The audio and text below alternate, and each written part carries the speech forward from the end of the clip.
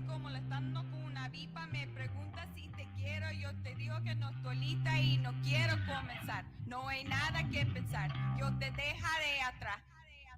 Mientras gano más y más, no estás en mi nivel y tú no eres obligación, no estás motivada y tú aburreme corazón, eres un idiota sin inteligencia y razón, entonces déjame tranquila mientras escriba tu canción. Tú eres tan romántico molestando una vipa, me preguntas si te quiero, yo te digo que no estoy lista y no quiero comenzar.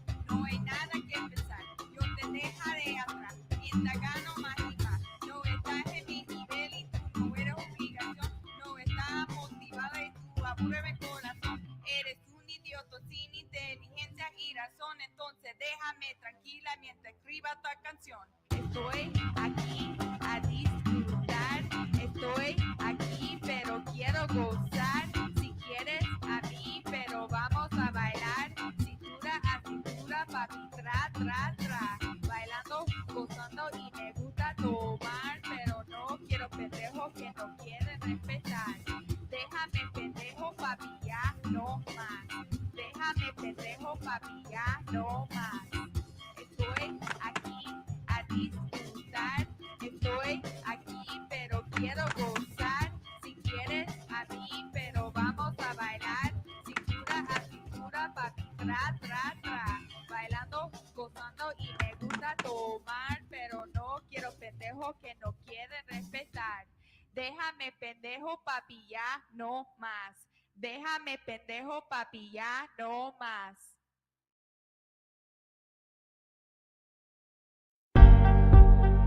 Tú eres tan romántico molestando con una vipa, me preguntas si te quiero, yo te digo que no estoy lista y no quiero comenzar. No hay nada que pensar, yo te dejaré atrás. Mientras gano más y más, no estás en mi nivel y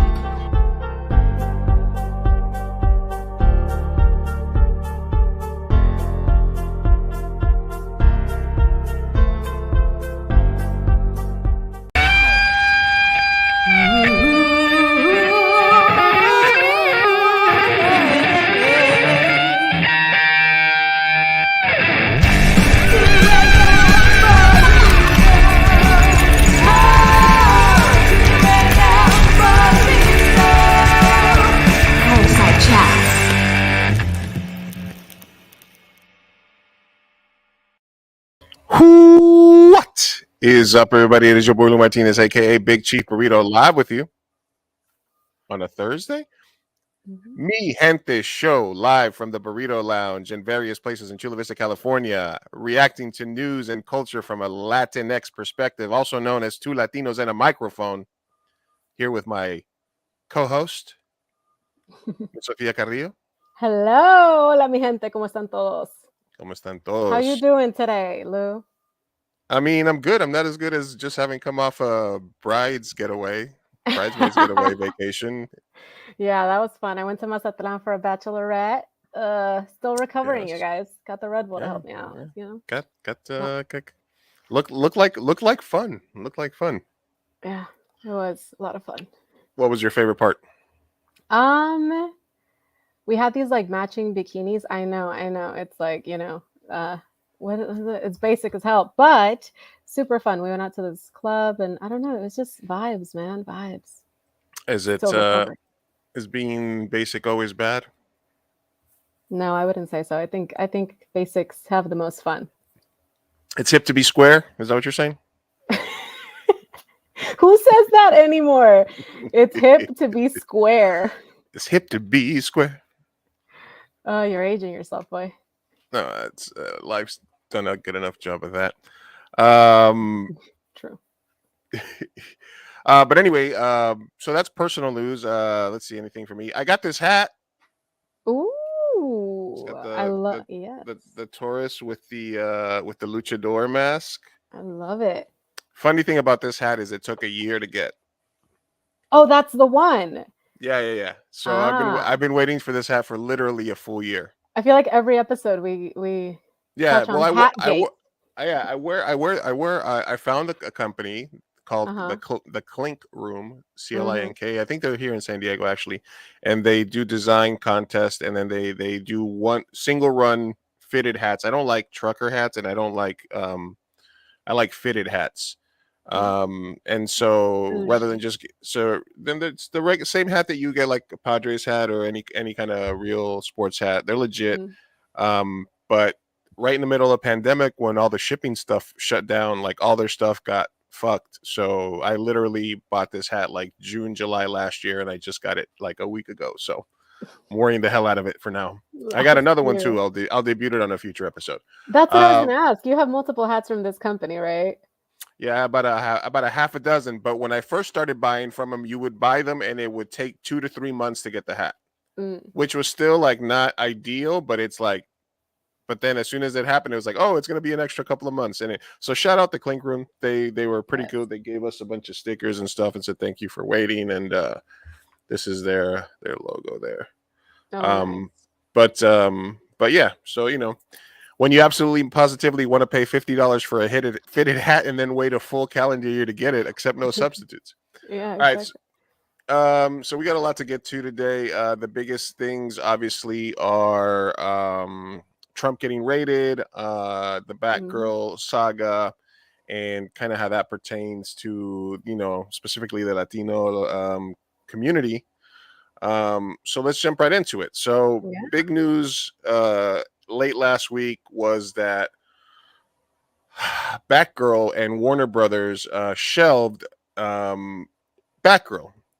You know, brand new movie, Leslie Grace, you know, breakout star.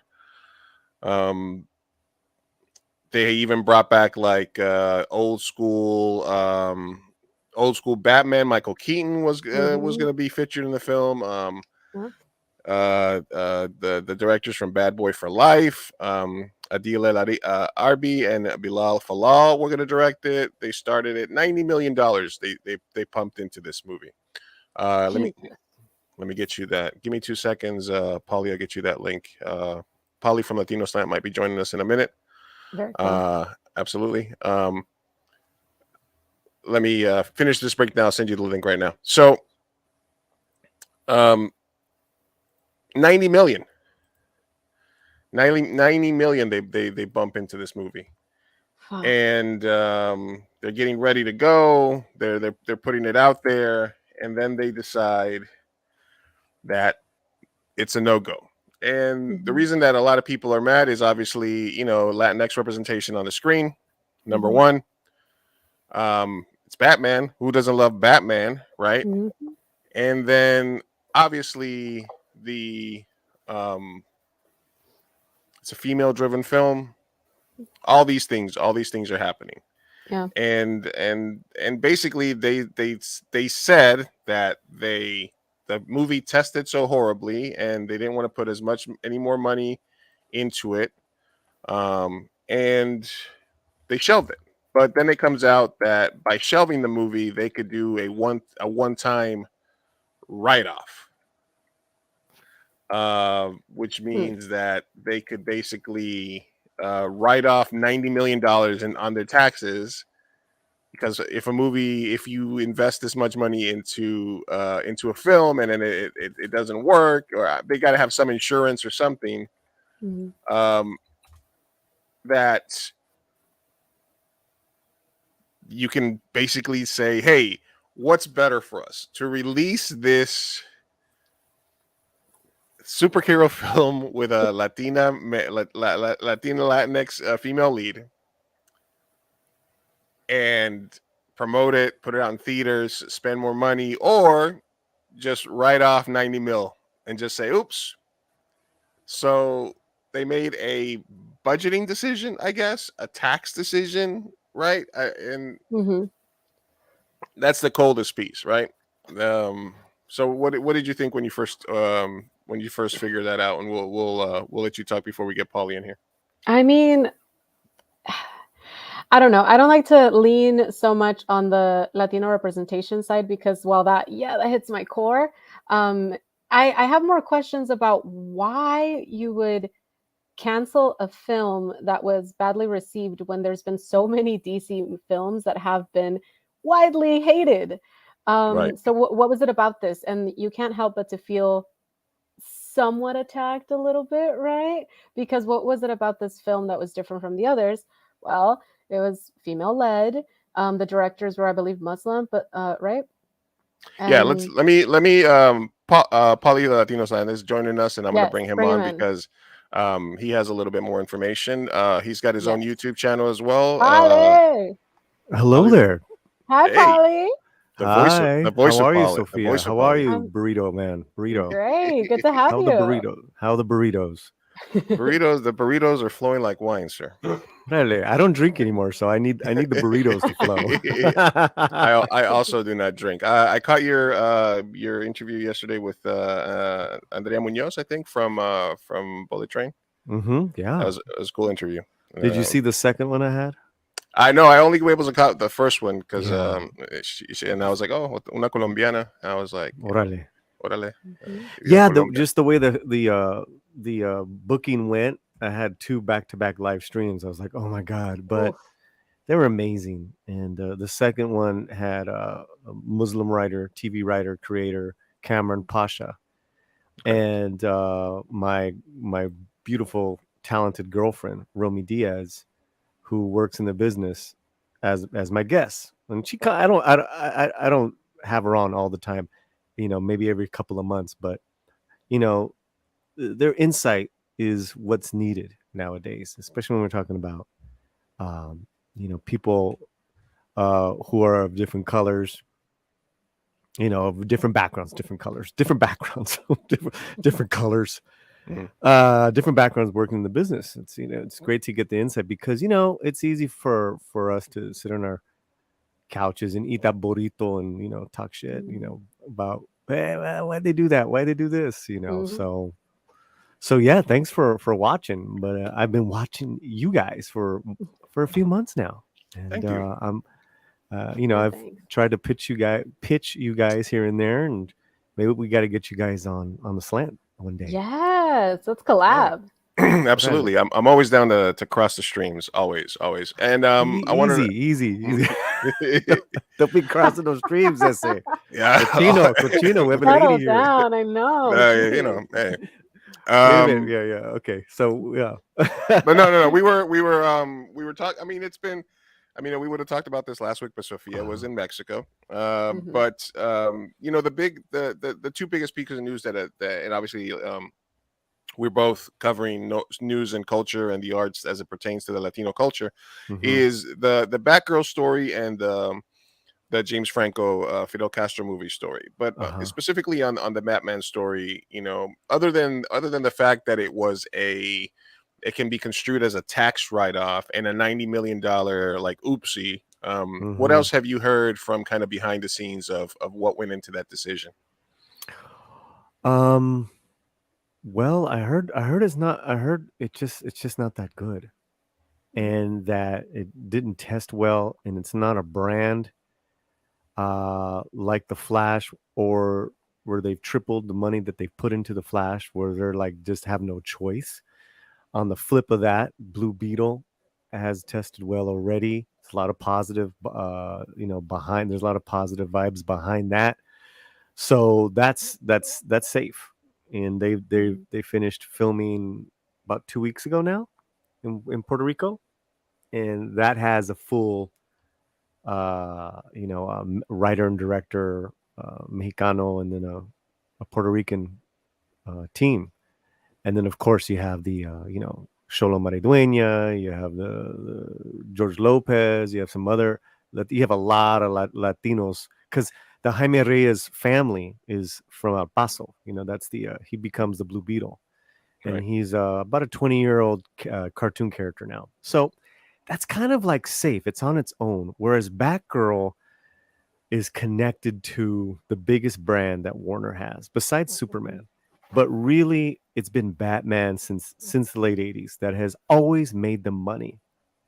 And I think Zaslav, he's chopping left and right. So it's not it just wasn't that, he's he's butchering HBO Max, and just where he has to cut, because they're losing money. Now the other thing that I heard, so there was that, the brand he wants. What he wants is these brands: Batman, Superman, Aquaman, Wonder Woman. Mm.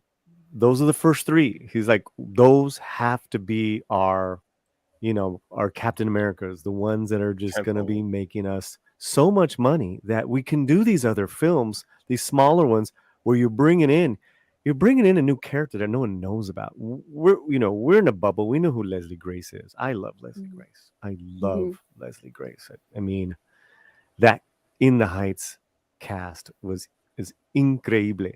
If you notice now, they're all doing so many projects right now, which is great. So, I get it, but my corazón broke, obviously,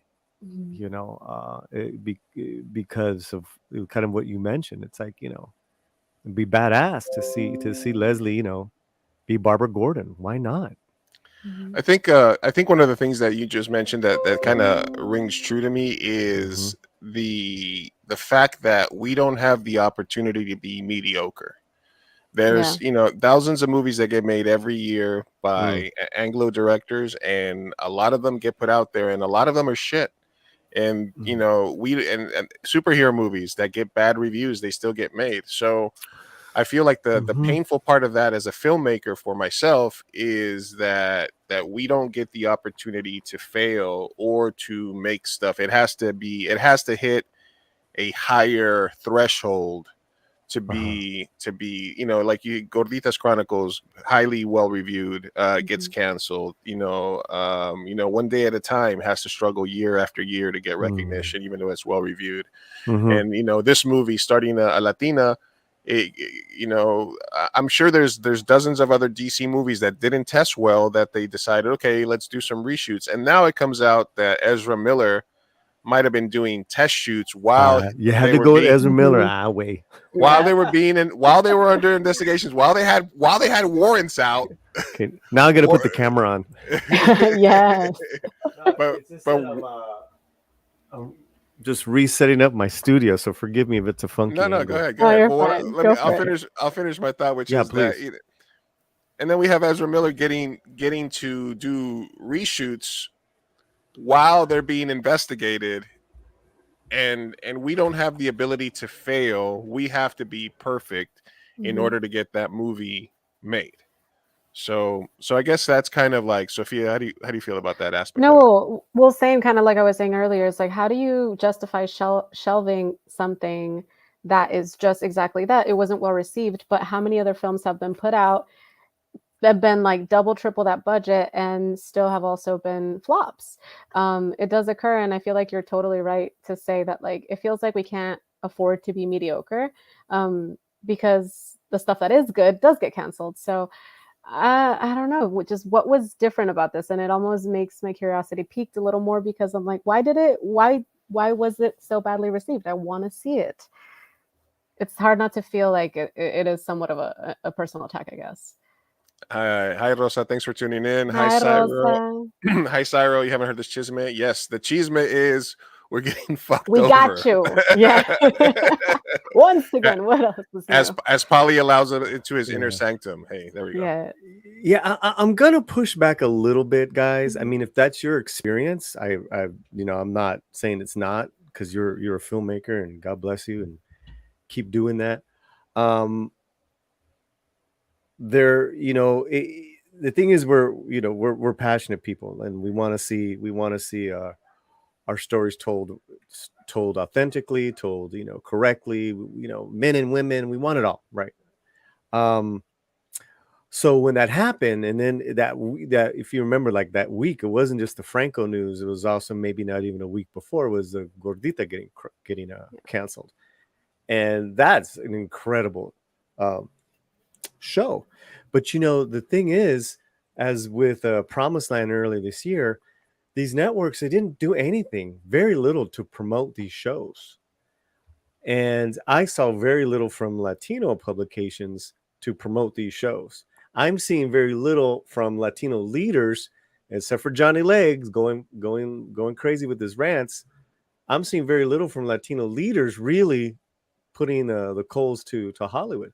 I think they're all shutting up right now because they all themselves have picture deals, movie deals. I don't know what, I don't have no deal. I don't want a deal. I want to celebrate and uplift you guys. So I'm just like, Zoe Saldana, Eva Longoria, your show got canceled. What the hell? You need to be talking more. We need to be raising hell. Now that being said, there's a lot of shows that there actually is a lot of representation. It just doesn't feel like that, right? It's just there though. Me and Rosa have had these discussions, and they're successful, and some aren't that good, But I was just telling you guys about the cast of In the Heights. Let's look at that cast, right? Because they graduated. Anthony Ramos doing a Transformer movie. He's the Hood now in the Ironheart. He's rocking and rolling. He's a very unconventional leading man. I love him. Melissa Barrera from Mexico. She's killing it in the Scream movies now. They just got picked up for another one with Jenna Ortega. We're there. 2 women. She just starred in Keep Breathing on Netflix. I didn't like it. It wasn't very good. But it had a Latino family. Yeah. Like it was like, okay, it was there. It wasn't like, and what was cool, Sophia, is Rebecca Rodriguez directed half the shows. That's Robert's sister. Oh wow, I didn't know that. And they got a green light for Zorro, a female Zorro.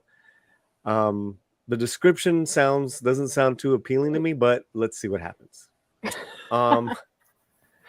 Then there's 2 new shows coming out in August this month, with Latinos in the center. This Fool on Hulu, and National Treasure: The Edge of History on Disney Plus. So, and all that National Treasure, I feel, has the potential to be something very extraordinary because they're going to link this female lead. They're making her a dreamer, right? So she's part of that background. But the history part is that her family is connected to Malencin, La Malinche. Wow. And Moctezuma's gold, which goes in line with Nick Cage and that old school gold, the treasure hunters. I'm so excited for that.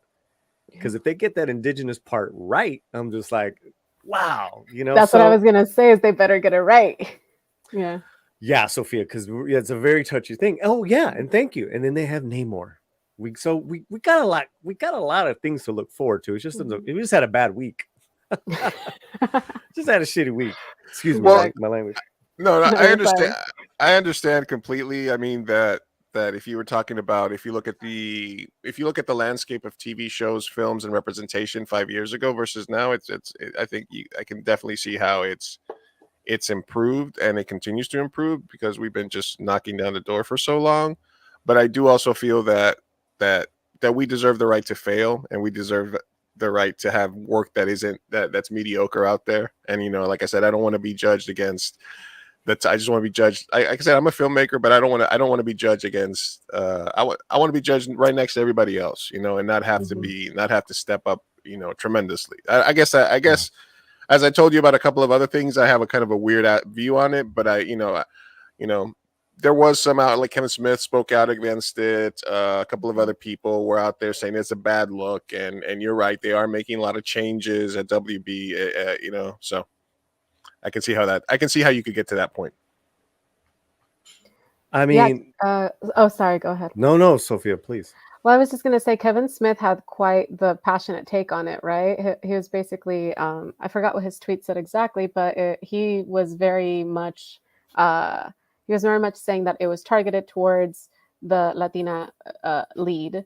And that I don't know that I agreed with it exactly. I feel like it was more so kind of what Polly said of we do have some representation when it comes to shows and when it comes to lesser mainstream stuff. And it just might be that in the mainstream, we're not quite there yet, in the sense that studios aren't fully ready to back a film with such minorities Let me show you what. Let me show you what. Oh, the exact tweet. Yeah, bring it up if you have it. What the tweet was.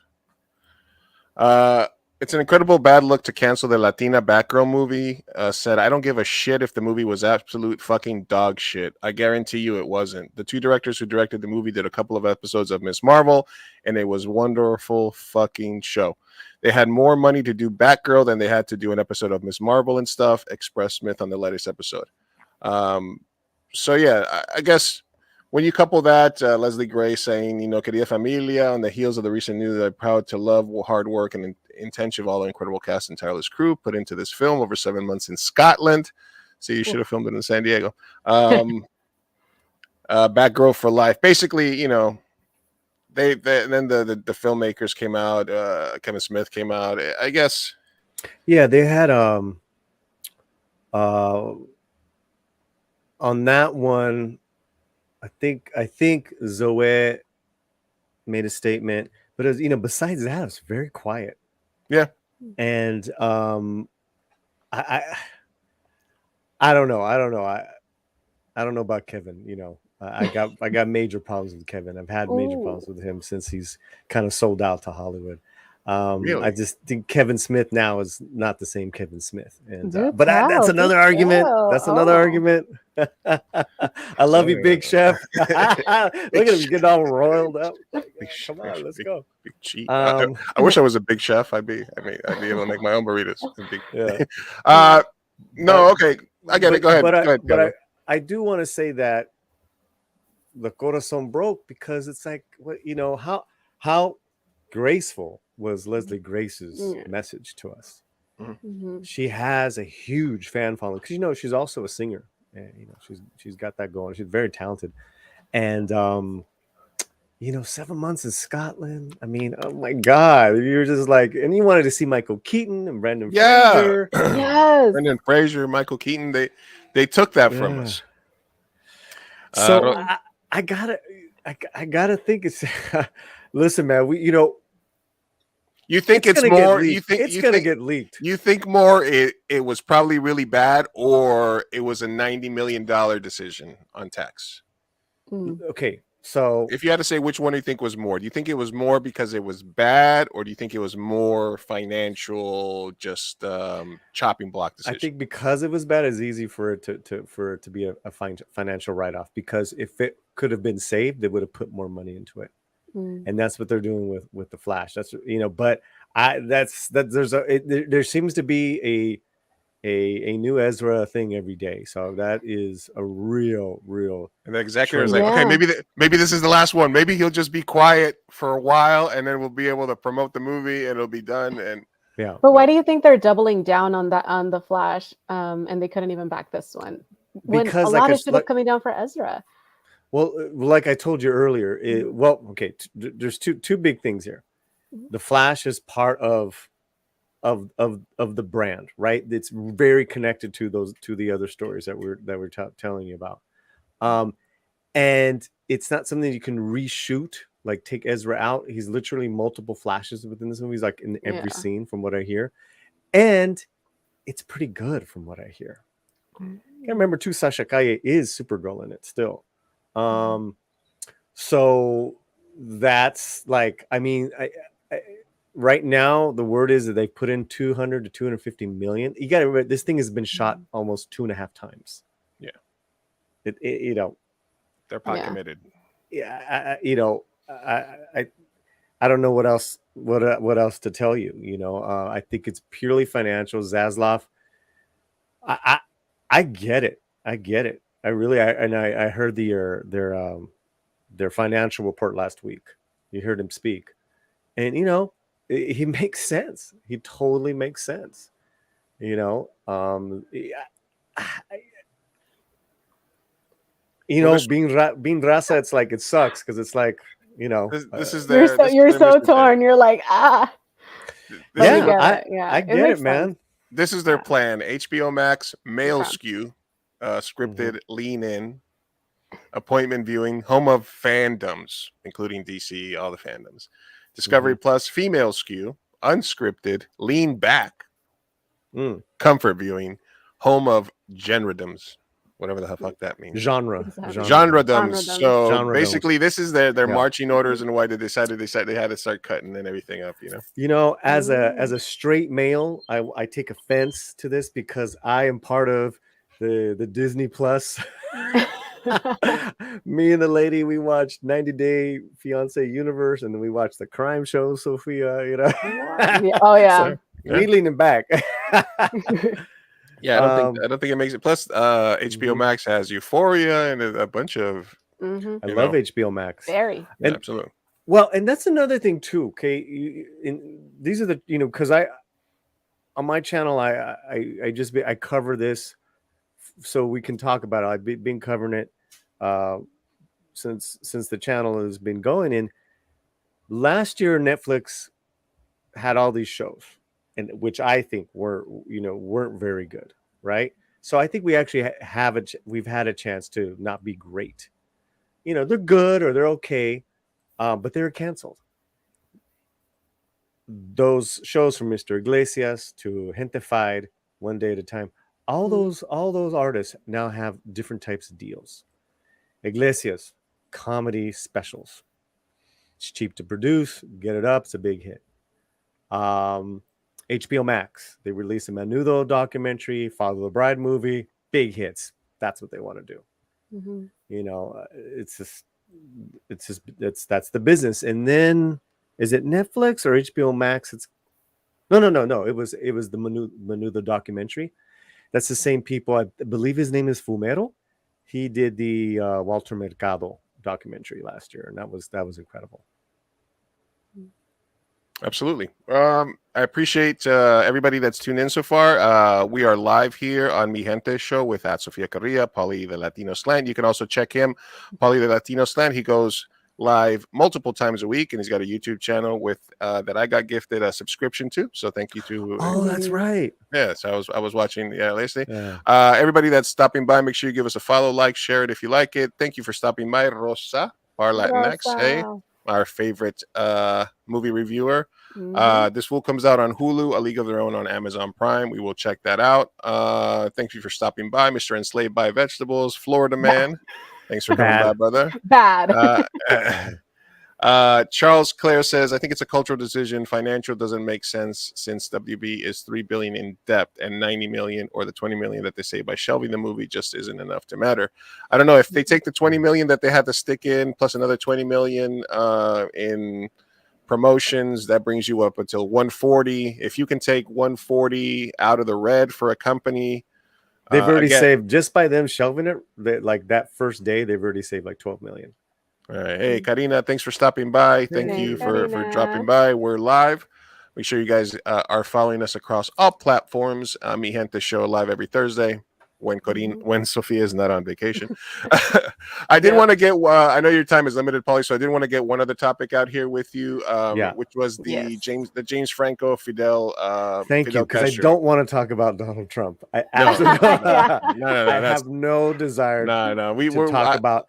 Not only in your channel, but my channel. I think you catch we get political. We get political once in a while, just because we're both kind of political. We're both Bernie. And I respect that, and I'm really happy. No, trust me, we'll save that for the end. No, absolutely. And you got carte blanche whenever you want to jump on, and I would love to jump on some of your panels as well. I was watching. My little dog. We got 6 dogs between the. We have a lot of dogs. Oh, yeah, we have 2. We have 1 visiting, so we got 3 right now. All right, the other major. He has 3 dogs too. Sorry. 3 dogs. Hey man, that is the thing about podcasters. They need 3 dogs at their house. Yeah, they're gonna have any kids, so might as well have some perros. Some perros. So the other major news as it pertains to the Latino community as well was Alina of Cuba, producer, fires back at John Leguizamo criticism because initially the criticism was that they did an extensive search of Latino actors, and they just couldn't find somebody that looked enough like Fidel Castro, that was a native Cuban or anything like that. Even they couldn't find a Peruvian, they couldn't find a Colombian, they couldn't find a Mexican. They ain't gonna cast a Mexican as a Cuban. Then you would have heard the shitstorm would have been like the Florida would have been on fire. Hurricane.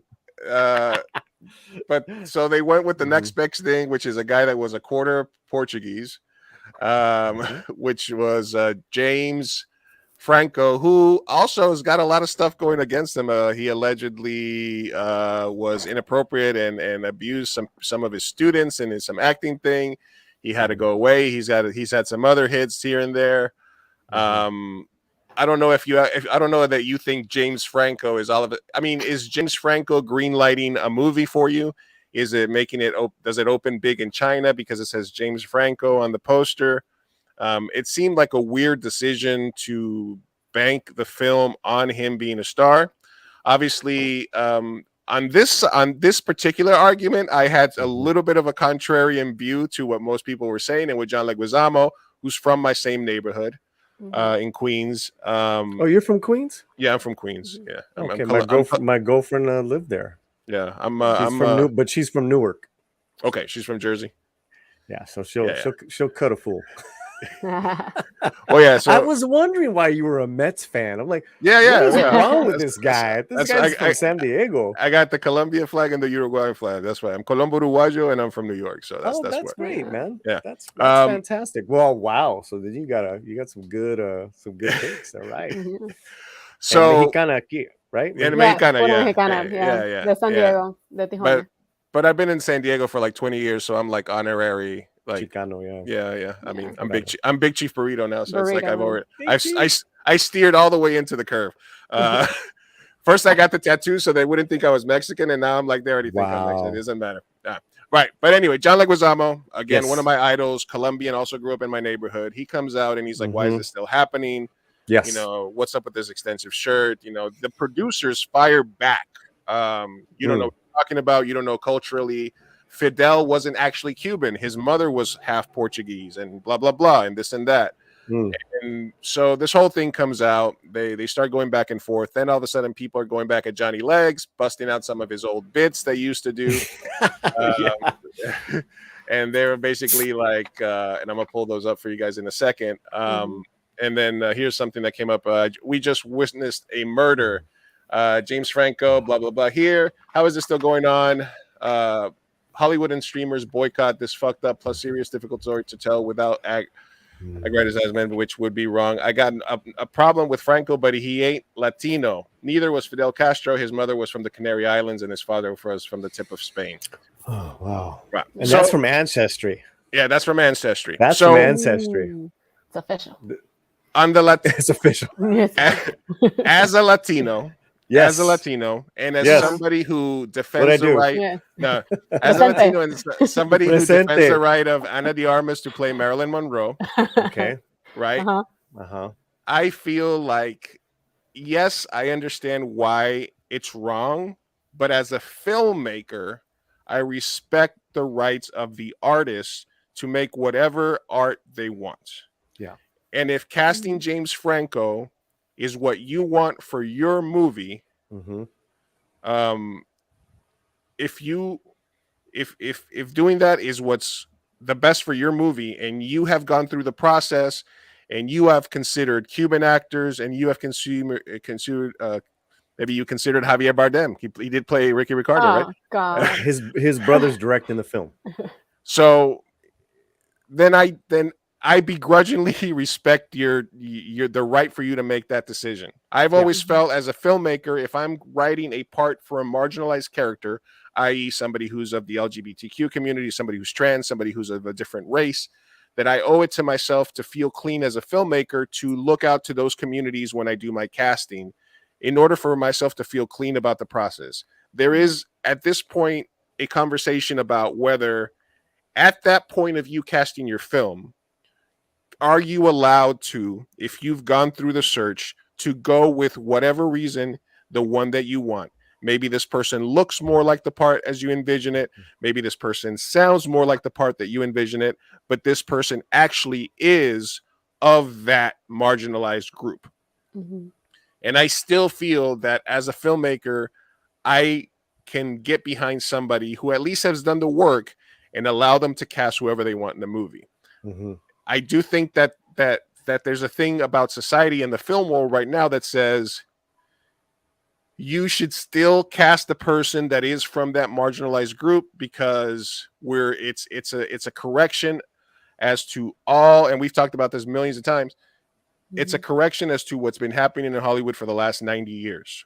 So even though you're going to have to take a hit and you're going to have to cast a person, even if it's not 100% your choice, because it is the right thing to do.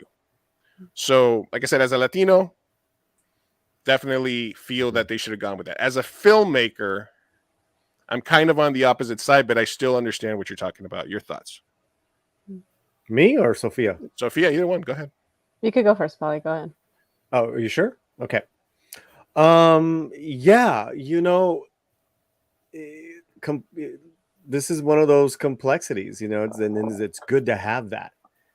As far as an issue, rarely is something that's black and white, because it's an artistic vision, and at the same time, it's your where you stand, if you do, with your activism. And sometimes those collide, sometimes those can blend and tell a great story. I think, in my opinion, this current era has just run wild, run riot wild with gender politics, with virtue signaling. And the last thing you bring up is the story, is the vision, is the actors, is the creative guts of what you're doing. You had that cast of Rings of Power on talking on a panel, I don't know what, and none of them were talking about what I just said. They're talking about being the first this and being the first that. I'm just like, come on, you guys are playing elves. I mean, talk about the characters. So I'm with you, because first of all, it's an independent production. This gentleman, the producer, he can do whatever he wants. It's his movie. It took him years probably to raise the money. These are killer screenwriters, Jose Rivera and Nilo Cruz. Oh my God. Then you have this story, which is a true story of this woman, found out she was Castro's daughter when she was 10, rebelled against him. Fuck this guy, like anti-communist, anti-Cuban regime, the regime, all that stuff. I want to see that story. Absolutely. So you got all these great elements for a really great independent project. Now, if I was that producer, I don't need to explain myself to anyone. This is my money. This is my vision. This is my movie. I got who wants to do it? My art. James Franco? I love James Franco. Yeah, let's take a meeting. Guys have the meeting. Oh man, he kind of looks like a young Castro. Okay. Right. And then maybe those backers or even give you some more money, because James Franco is a fantastic actor in my book. I'm not talking about whatever his personal life, that takes care of itself. As an actor, he is to me, just one of the great ones of this last 20 years. James Dean played Tommy Wiseau. He's done, he's got range. Anyways, so I would have been okay with all that, right? But the press release, the producer starts talking about the genealogy of James Franco and the genealogy of Fidel. And I'm like, dude, who cares? Shut up. And what happened, guys? They got into a street fight. And you're from Queens, dog. You get into a street fight with someone like Johnny Legs, olvídate. And it's gotten dirty. And let's hear it from the man himself here. Oh my God. All right. Oh God. Now people saying, "Oh, John played in Italian in Summer of Sam." Dude, you think that was the rule? I was the exception. You think thousands of Latinos were getting Italian roles or any other roles? No, we weren't. And we're the oldest ethnic group in America after Native Americans. We've been here for 500 years and not getting roles. We're 30% of the box office. I want 30% of the roles, okay? 30%. That means out of every 10 movies, 3 of those should be Latin movies. And out of 10 actors in your Marvel movies, 3 of those should be Latin actors, okay? Out of 10 TV series. And then I want the long pipeline, too, where white movies get to fail, a million different shows get to fail, and we only get one shot once a year. No, we need a lot of Latin movies and TV shows to be allowed to fail and keep making them and keep fixing them like white shows do, okay? Latin people don't get a shot. No, we don't. Even white Latinos and white passing Latinos don't get a shot, you know? Well, Oscar Isaac had to change his name. He can't be Oscar Isaac Hernandez and have the success he has because then he's stigmatized. Bruno Mars, why can't he be his Latin self? Because there's a stigma to it, all right? So it's not the same thing. No, we don't have the same privilege. No, we don't have the same rights. You know, I love Franco. He's cool. James Franco's cool, you know, but he's not Latin just because he's Portuguese. Portuguese and Spaniards are not Latin people. To be Latin, you have to come from Latin America. You have to have been born there. And the majority of us are mixed race, indigenous and black, or a mixture of, they're a cocktail thereof. Okay? So let's grow up. Yeah, so I get it. Like, I get it. Porque como dijo Pali, mi corazoncito, you know, like I want to see our people thrive. I want to see our people get the opportunities that white people have gotten for decades. But I don't know. I'm a little split. I think I've like ping-ponged on this one because at first it would get me very like, you know, heated to see something like, oh, another white person getting a Latino role. Cool.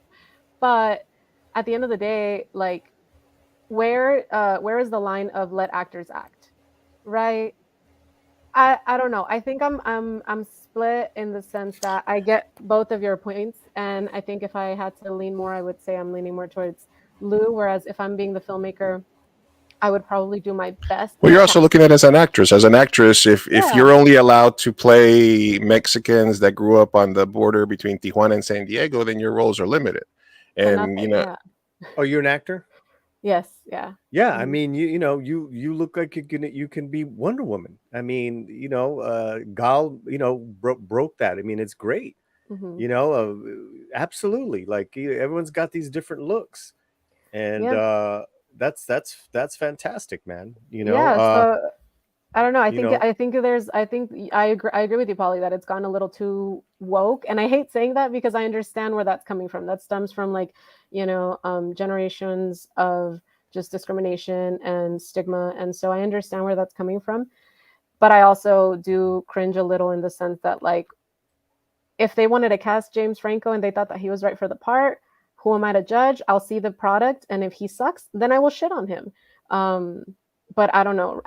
At the moment, my opinion is very much like, pues bueno, if they thought he was right, he does look like him. We'll see where it goes. And we've got, and in this case, right, we've forgotten that this is a female lead. And there's 2 female leads that are Latinas. Mm-hmm. You know, you know, remember that, guys. The movie isn't about James Franco's Fidel. It's about Fidel's daughter. But you know, Johnny Legs, he brings up so many arguments, so many points in his rants as he always does.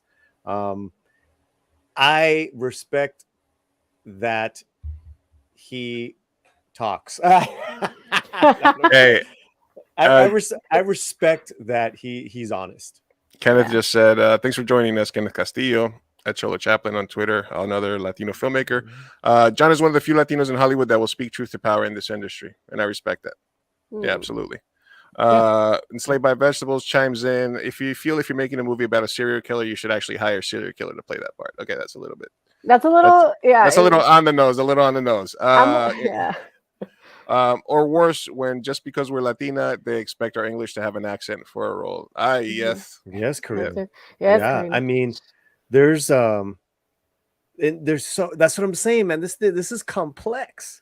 Mm-hmm. And we've talked about it on the show a lot that you know, the example I always brought out is Bryan Cranston, where he played a quadriplegic in that movie with Kevin Hart, which had been played by which was an Argentinian movie about the guy who helps the guy that's a quadriplegic sort of, you know, live his life, and then they remade it, and they're like, well, we can't, if we don't get Bryan Cranston in that role, we don't get financing for the movie. And then the disabled or differently abled community were like, you don't understand. This is one of the few roles that a quadriplegic actor would qualify for, and the fact that you cast an able-bodied person, then you get into the discussion of when are you erasing acting as an art form, where acting is definitely a privileged art. It started from bored white people pretending to be brown and pretending to be women and pretending to being able to play make-believe, and that's where acting comes from. But it's still an art form, and I do believe that actors don't have to be the exact thing that they're playing for them to be successful and incredible at their job. John Leguizamo also has played a transgender role. He's played a transgender role. He's mimicked French midget. He played a lot. He's also played a demon in Spawn. He played. He's had a wonderful career, and he's a pioneer. And I get some of it. He brings up so many points, but the thing is with this film project, they don't owe anyone anything. They just owe to their vision, right? Of this story, because especially since they're not connected to a studio. And I'll tell you what, John brings up all the representation numbers. The studios in Hollywood, they don't owe a shit. This is not a government, program. 30% this, 30% that. I know it sucks, but that's where whoever gets in, and this thing with Kenneth, right? Kenneth is in the chat, man. What Raza doesn't do is when they get in, they don't really it's very little, but to bring in other writers and directors on a consistent basis, and they're not that are not just your friends, that are not just your yes people, other talented people. Jewish people did that. That's how they started Hollywood. Cubanos were really good with that. We got to take those lessons, man, because even we're always going to have this problem. Yeah. Guillermo casting mostly all white as well. That one gets me. I mean, motherfucker. Anyway. When they asked me about how do you like that new Guillermo del Toro movie, it was all white. I loved it. But again, he doesn't owe us anything, right? I agree that they don't owe us anything, but I also will disagree in the fact that I think that you owe it at least to yourself to explore the possibilities. Yeah, it seems like he's going out of his way to not cast Latinos. It's art, and it's your art, and you make the decision. And you're like the first film I ever made starred a white guy. The first movie I ever made was written by my friend. My roommate's black. I'm Mexican. Our first movie, when we finally decided to stop talking about making movies and actually make a movie. I gotta go. I gotta get off. Cancel. I gotta get off this racist channel. We'll let you go through that. My first film was starred a white guy. Yeah. So I understand nobody owes anybody anything. It's your movie. You get the funding. You get to do it. I understand the outrage. But as a filmmaker, I still think you have to go through that process just to be a better person and just kind of make sure you land at a true place. And you do have to take into account societal and how you're affecting society, be the change you want to be, et cetera, et cetera. That's kind of how I feel. It sounds good. Right? I don't know how it works in reality, everyday reality. I mean, everyday reality, my neighbors are my neighbors. Let me just be kind to them. I don't care what color they are.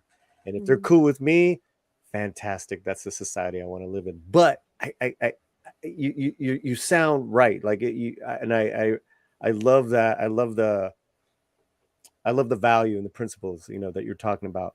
God, what was I gonna say? I forgot, man. Kenneth and Rosa are just talking shit in the chat. Kenneth, complete lack of altruism. Yeah, absolutely. What? How dare you? Shame. All right, I want to get Claudia also dropped a comment earlier. I love the Rings of Power panel. As someone who really loves Lord of the Rings, there's no denying the complete lack of diversity. I thought it was awesome that the Rings of Power is being more inclusive. If I were an actor, it could have actually been considered, but 20 years ago, Peter Jackson would never have cast someone that looks like us. Mm-hmm. Hot take. Hot take coming in for Cyro. Sorry, Cyro. I completely disagree with you. As a Tolkien fan, I got my books right here. That lore is written as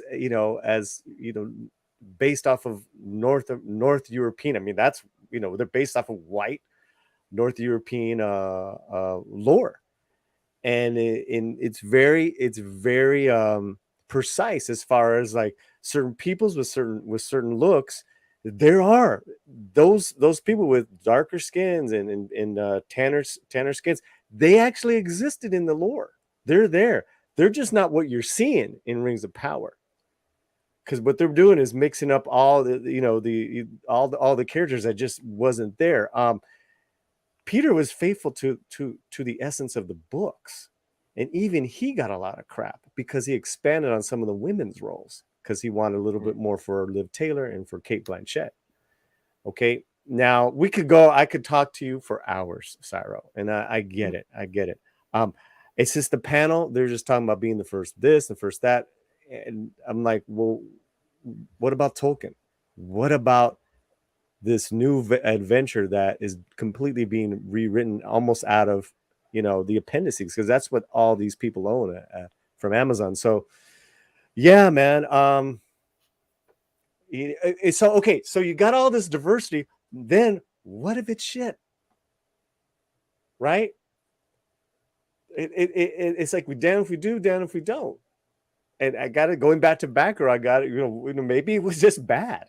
And just because it looks bad, this looks awful that you canceled a movie with a Latina lead. Oh my God. And the Muslim directors.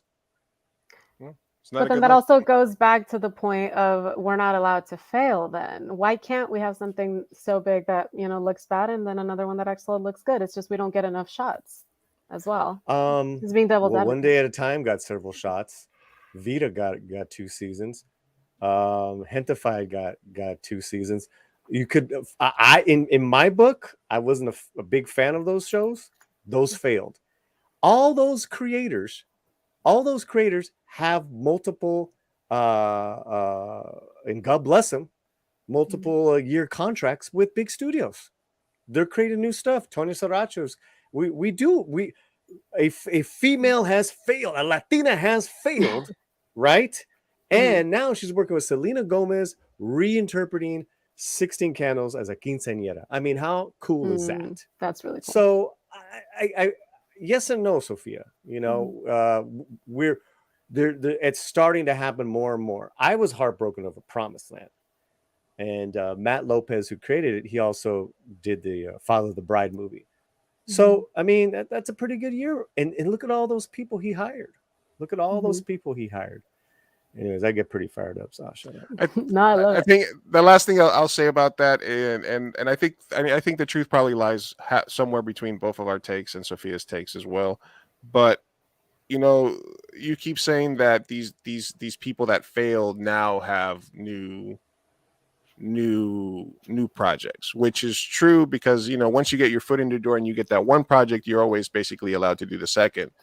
What I'm worried about is the doors opening for new people. So if you can just say this is a $90 million mistake, then I think that also says something about the industry, that it's cold-blooded. Maybe it didn't test well, and they just decided they didn't want to put more money in to make it test better. So I get it. It's somewhere in between, but I do appreciate Paulie, you coming on to give your thoughts about it. I know you got a lot of live streams that you do, and you're a busy guy, so I appreciate the time that you came by. Thank you, Paulie. No, brother. No, thank you. It was a pleasure meeting you, Sophia. Of course. Can I ask you a little bit? Go ahead. We got a lot of response, positive and negative, when I was putting up the Franco videos. A lot of people defending his casting. Some not liking John's take, but a lot of people defending the casting. And I was like, all right, well, I call it brown facing because that's the casting practice. And that, like you said, Burrito, it's been happening since after the silent films. The silent films, we actually with Ramon Navarro and several other leading Latina men, we were actually playing out of our race. It's when we started talking that they put us back. Wait a minute, we could just use this shoe polish and not have to use you at all. Sorry. Yeah, we need to play somebody to play that. But Yeah. Polly, so everybody, make sure you guys are following Polly, the Latino Slant. Check out his YouTube channel. We'll like I said, we're open to stop by for any panels, especially if you're interviewing any like hot ass Colombian actresses. Please let me know. Oh my God. Wait a minute, aren't you guys? Cochino. Aren't you guys a couple? No. No. Oh, God, okay. no. God, no. Oh, okay. I thought this was Sorry, like- Lou. Sophia, if you you can't see Sophia. We've known each other what like a long time. Oh God. She Like was since an 2015? actress in one of our first my second feature, a romantic comedy, which she was the lead. She's an actress, but she's also she's got a PhD or a master's or something. Well, She's- Masters. But thank you. She's got a master. She's got a master. She's a smart girl, but she's also an actress. She needs to be up in LA. But we co-host this together because we always like to cheeseman everything. Yeah. But let's Polly, work on a show. Let's put a show together. Let's absolutely. do it. Absolutely. Yes. Just we'll stick in touch. We'll jump on yours. You'll jump whenever you get a chance. And again, open invite. Kenneth also has an open invite. Rosa has an open invite for me to share. All right, Polly, we'll let you go, brother. Thank you for Love stopping you, by, Polly. man. Thank you for stopping by. Have a great night, guys. Thank you so Appreciate much. it. God bless. Take it easy, guy. Later. I love him.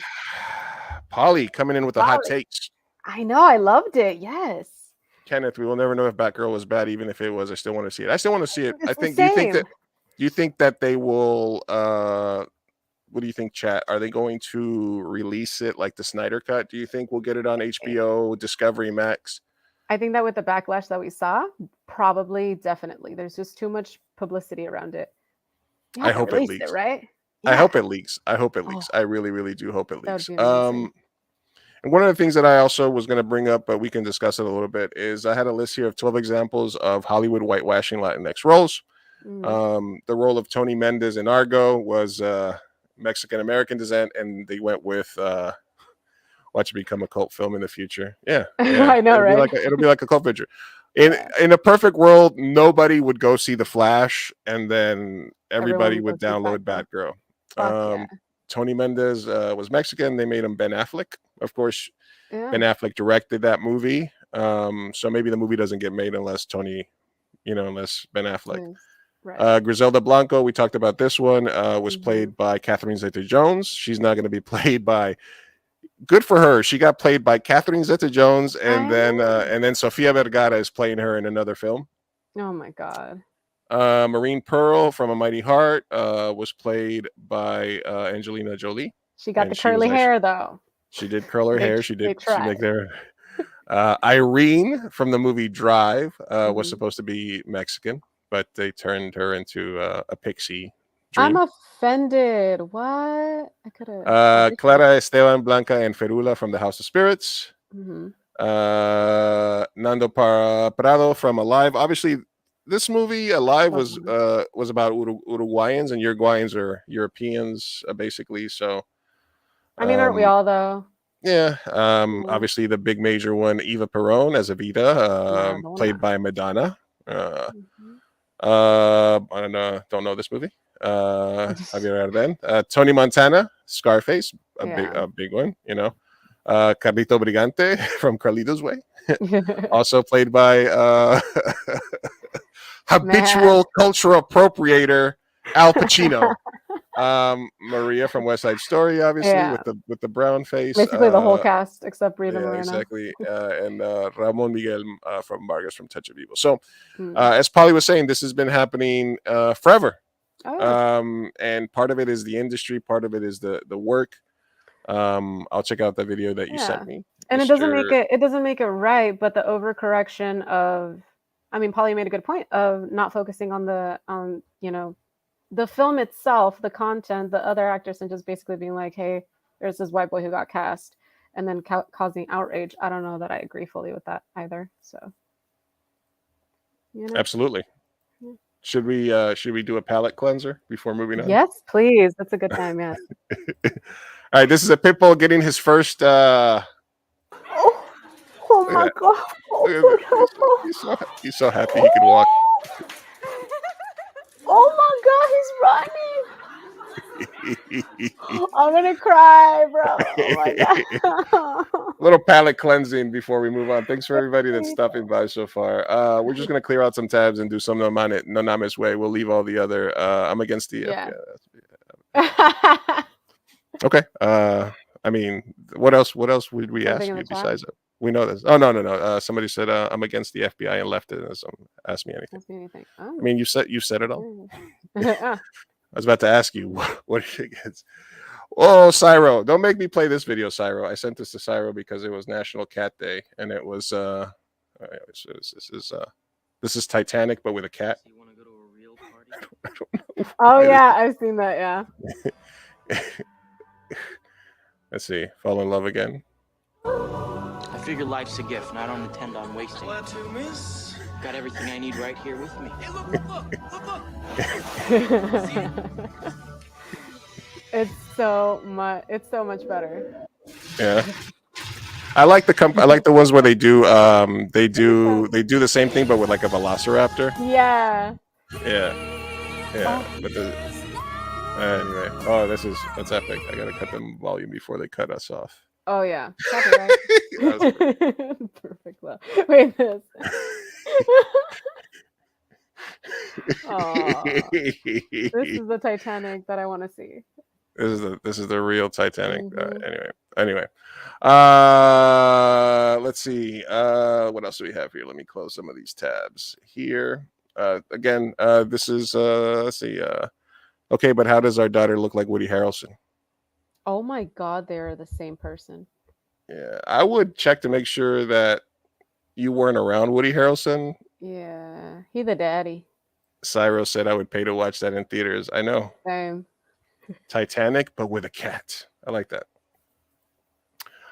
This is Sophia's future. No God. What is A that? Mexican woman's dying wish was to have 600-pound cock on her grave. What the fuck? So this woman was she wanted this put on her grave. Let me see. Why the 600-pound though? Why the celebration? Yeah, why are they so happy about this? What? This is something I could see you and or Laura doing. A dick though? I feel like maybe a big ass vagina would be better. I don't know. I don't know. I'm just saying. Somebody was like, somebody went out of their way to write that into their will. I want. You know what though? I am gonna troll you guys when I die, so I'll find a way. This is a good one. I'll think. Life finds a way. Yeah. And what is up, Cesar Dictator? How you doing? All right. So thank you for everybody that's tuned in line. We had Polly from the Latino Slant stop by. We were talking about the Batgirl cancellation, $90 million tax write-off, or was it just not good enough? And also about the James Franco being cast as Fidel Castro in the movie. John Leguizamo standing up for it, and kind of the big hubbaloo.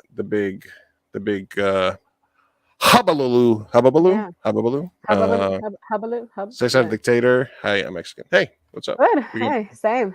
Mexicans in the house, Colombians in the house. We got all kinds of people. The other major issue that was happening the last couple of days that we were talking about was the Trump raid. So we'll get to Namez Wei, and we wanted to get to that while Polly was here. But yeah, so a couple of days ago, Mar-a-Lago got raided by the FBI. The FBI, who is run by the director of the FBI, who was appointed by Trump while he was in office. And then it started to come out that the reason that they were raiding him was for documents that he might have taken from the White House, some of which may have pertained to Karina says news just broke about what they were looking for, insane, and it was possibly nuclear documents, stuff that had to do with nuclear documents, which is Jesus. Yeah. So how do you feel about that? Well, man, okay. So, now we know that it's nuclear documents, because at first I was like, does it have to do with January 6th and all of that? But why the fuck would he take documents is my thing. I understand that that's something that is sometimes extended to previous presidents, but Biden didn't extend him that, and he just straight up stole documents. So stole them, improperly stored them. I don't know. Like yeah, I don't know. It's like a whole thing. And then okay, yeah. I do agree that if it was just if it was just improper handling of documents and it was just something like as minor, then it feels really dumb to blow your wad and raid him if it's not something of substance. Do you agree? No, I disagree. I think that So regardless even if you think even if it's something small like nothing that it's yeah. cool. Well, I mean, listen, I just think that minorities get rated for lesser things. So why should more, why should anything else be awarded to the president? I know. So if he stole documents and they have a warrant to go check and he stole them from the White House, which it literally could be anything, then yeah, why not raid his home? I don't understand why everyone's up in arms about like he's the president. No, he shouldn't. That doesn't make him anything any better than any other citizen. So yeah, no, I disagree. Even if it was a fucking, I don't know, fucking towel from the fucking White House, just go raid his house. I don't care. So you think that they should go balls to the wall even if it's like a misdemeanor or something like that. No, because I wouldn't say necessarily you get rated for, I don't know, if we're For talking that. about misdemeanors, I don't know. Right. But if the words just stolen documents from White House, I don't care what's on the documents. I think that's fair enough to raid a house. Yes. FBI agents were searching for classified documents concerning nuclear weapons when feds raided former President Trump's Florida mansion. People familiar with the investigation told the Washington Post that the sensitive documents were among the items pursued by the FBI. Both the Bureau and Justice Department have faced mounting pressure to release more information. Merrick Garland had released a statement earlier today. Karina sent me the link, and basically it was saying that, hey, we wouldn't have done this unless it was something. No man is above the law type deal. And Exactly. basically, the response has been, this is an act of war. Obviously, the saddle raveling has been like, oh, well, if it could happen to the president, it can happen to you. It can happen to anybody What do you that breaks the mean? law. It can happen to everybody. It literally can happen to everybody. Yeah, and it does happen to minorities mainly. So I just love all these people that are like very Blue Lives Matter, very like protect the men in blue, you know, against BLM and stuff like that. Now are like, oh, FBI, defund FBI, they're attacking. Like it's okay, calm down. Calm down. Yeah, they're also Blue Lives Matter, unless it was like the Unless it was Capitol for us. Police. Yeah, Unless it was the exactly. Capitol Police. And now it's, which is, and also again, another example of the hypocrisy switching sides, because when it was, what about Hillary's emails? Everybody on the left was like, it's just some stupid email document. She had them in a secure server. Nobody cares. But now it's Trump doing the documents and now it's a big deal. And then before they were like, but her emails, but it was improper keeping of White House documents, blah, blah, blah. And now it's like, oh, it's nothing. So another example of the left and the right switching hypocrisy seats, obviously, which we all know continues to happen on a day-to-day basis. But the saber rattling from the right is incredible because a lot of them were saying this is war. We should not allow federal agencies to operate in Florida. So I don't know, man. What do you think is more likely? Do you think that we all become unified as a country somehow and find middle ground on some of these huge issues? Or do you think that it's more likely that we end up with two separate countries? Well, both are very extremist. Well, what's more likely? Within the next 10 years, that we somehow find a way to get along, or that we're like, fuck it, let's just break up. Well, you take Texas all the way down Florida and up to like West Virginia. You can take that in some of the middle, and we'll take California up around into New York, and then we'll just have like two countries connected via like a Lego piece. Yeah, there you go. I don't know. It's hard to say because the propaganda machine that is the media, it works really well at polarizing us, both the right and the far left. So we're very polarized, and we tend to stick on pandering on social issues that divide us. So we are very divided, and I do see us continue to get divided. However, there are those core issues that affect all of us. who are not in the top 1%. And we are becoming more and more. So I do see us getting united, but it's going to be over the Bernie Sanders type talking points. It's going to be over economic stuff. It's going to be over healthcare. It's going to be over, we can't find fucking, oh my God. It's all Dark Brandon's fault. Dark Brandon. Oh my God. I was trying to avoid this. You're trying to avoid Dark It Brandon? was all over Twitter. Yeah. I was like, what the hell is this? I love it. Dark Brandon came and went very fast because it became super uncool, because as soon as the centrist left started to get a hold of it, they just like steered right into it. First, it was just a joke because it's like, ooh, can you imagine if this guy really was pulling the strings like the senile old man Game of Thrones style, Dark Brandon? I would almost respect I'm sorry. him more. Biden would never win in a Game of Thrones, Jack. He is a So we gotta save Ned Stark, Jack. Stop all the form a sentence. Ned Stark, you gotta stop all this malarkey. Malarkey. Yeah, though Karina also says she loves your hopeful outlook, Sophia. I really hope so. Thank you. Thank you for stopping by, Karina. Yeah, I love you, Karina. But yeah, so this is another Dark Brand. Dark Brandon. There is Dark Brandon. What do you think is funnier, the Dark Brandon meme, or like all the like Trump as Rocky, Trump as like all that stuff? Were they both started by the right? I kind of don't get it, honestly. What? Time missile. I can't tell if like I can't tell what they're trying to convey by this, honestly. Well, the thing is, like the left is now jumping on Dark Brandon because they think it's going to make him look cool. Dark Brandon was a joke. Yeah, so it was by the right and co-opted by the left. Well, I think it's by both sides. I think more like people like us would be like, yeah, you know what? It is Joe Biden. It is Dark Brandon. It is actually this guy, this senile old dude that we all agree is a senile old dude. Like I said, the reason that Biden was president is because of one specific reason. He was, and everybody checked, not Donald Trump. Like, we're gonna put up this fucking old. Is he Donald Trump? No. Okay, that's all we need to know. He's an adult. He's a centrist. He's really a closeted Republican. He's never been on the right side of history of almost anything. He didn't support gay marriage and gay rights until it was politically convenient to do so.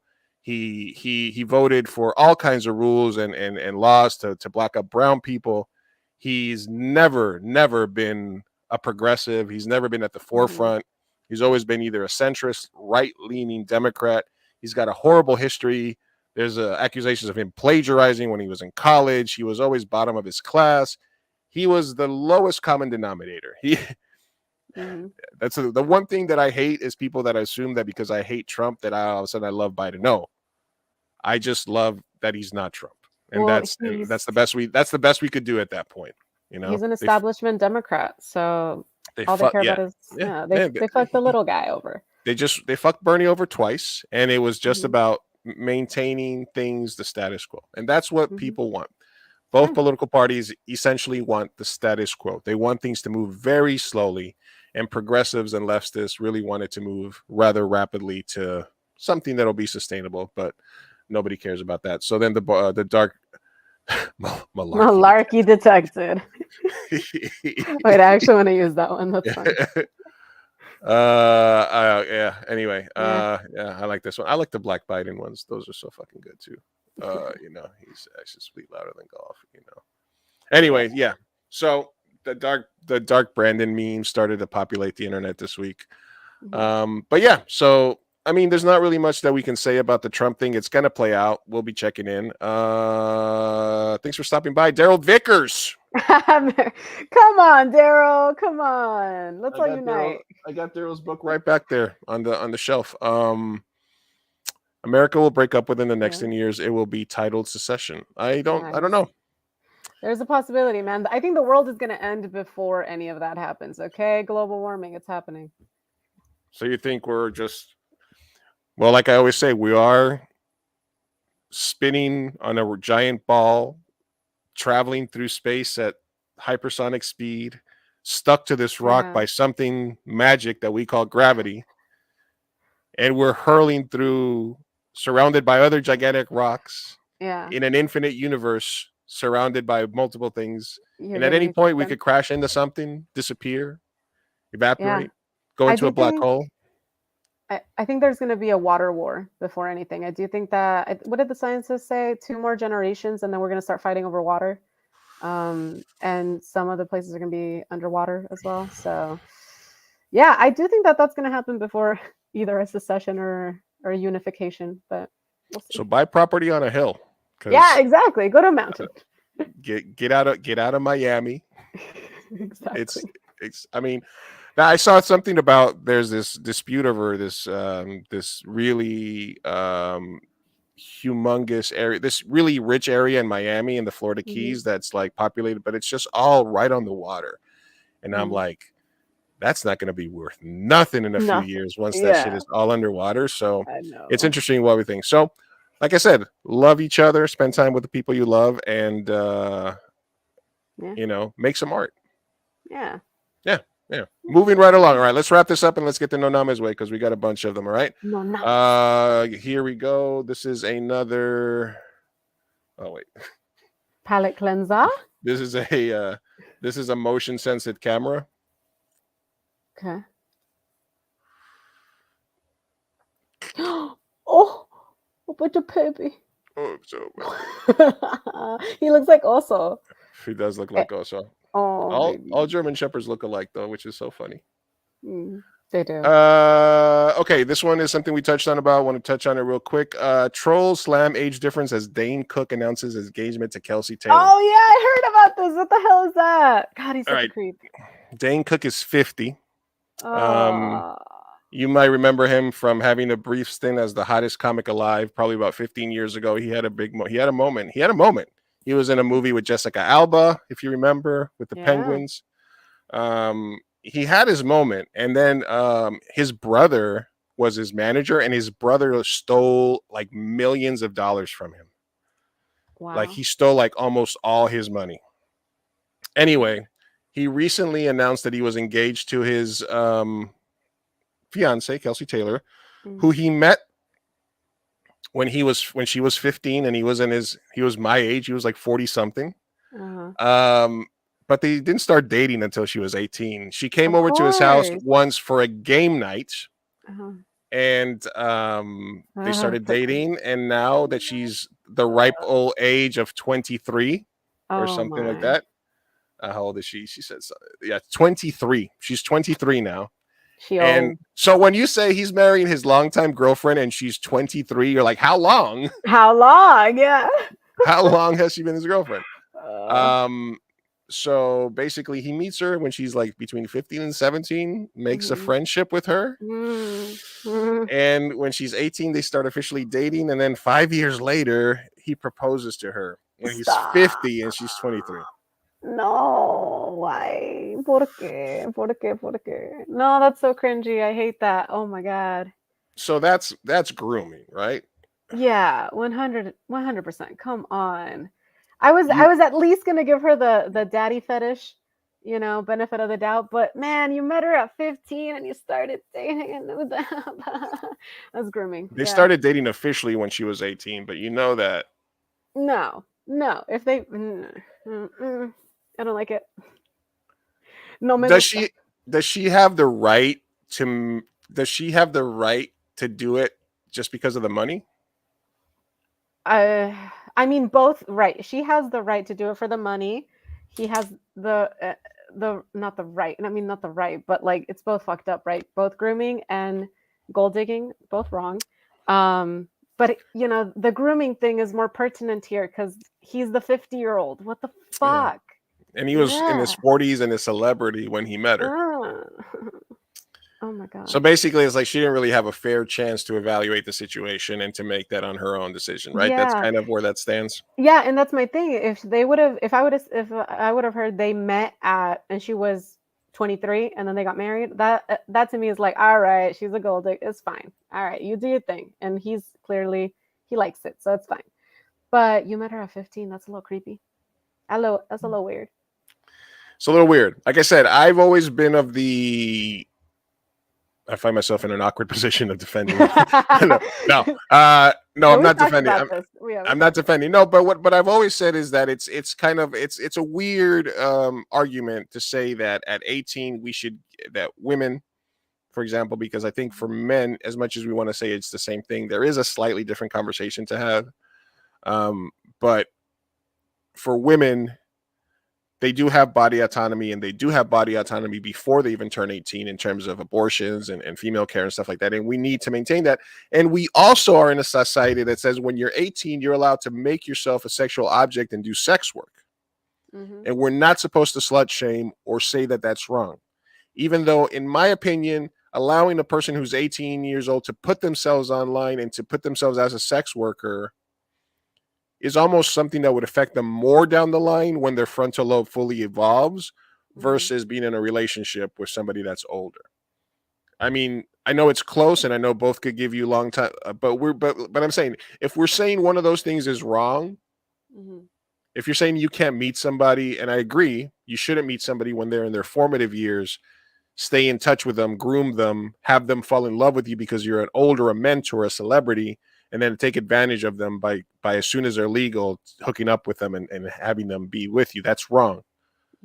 But if we're giving people at the age of 18 body autonomy, the autonomy to make decisions, to go out and buy an AR-15, to go kill people in the military, then we have to at least look at all of those things and really figure out, if we're talking about it from a mental perspective,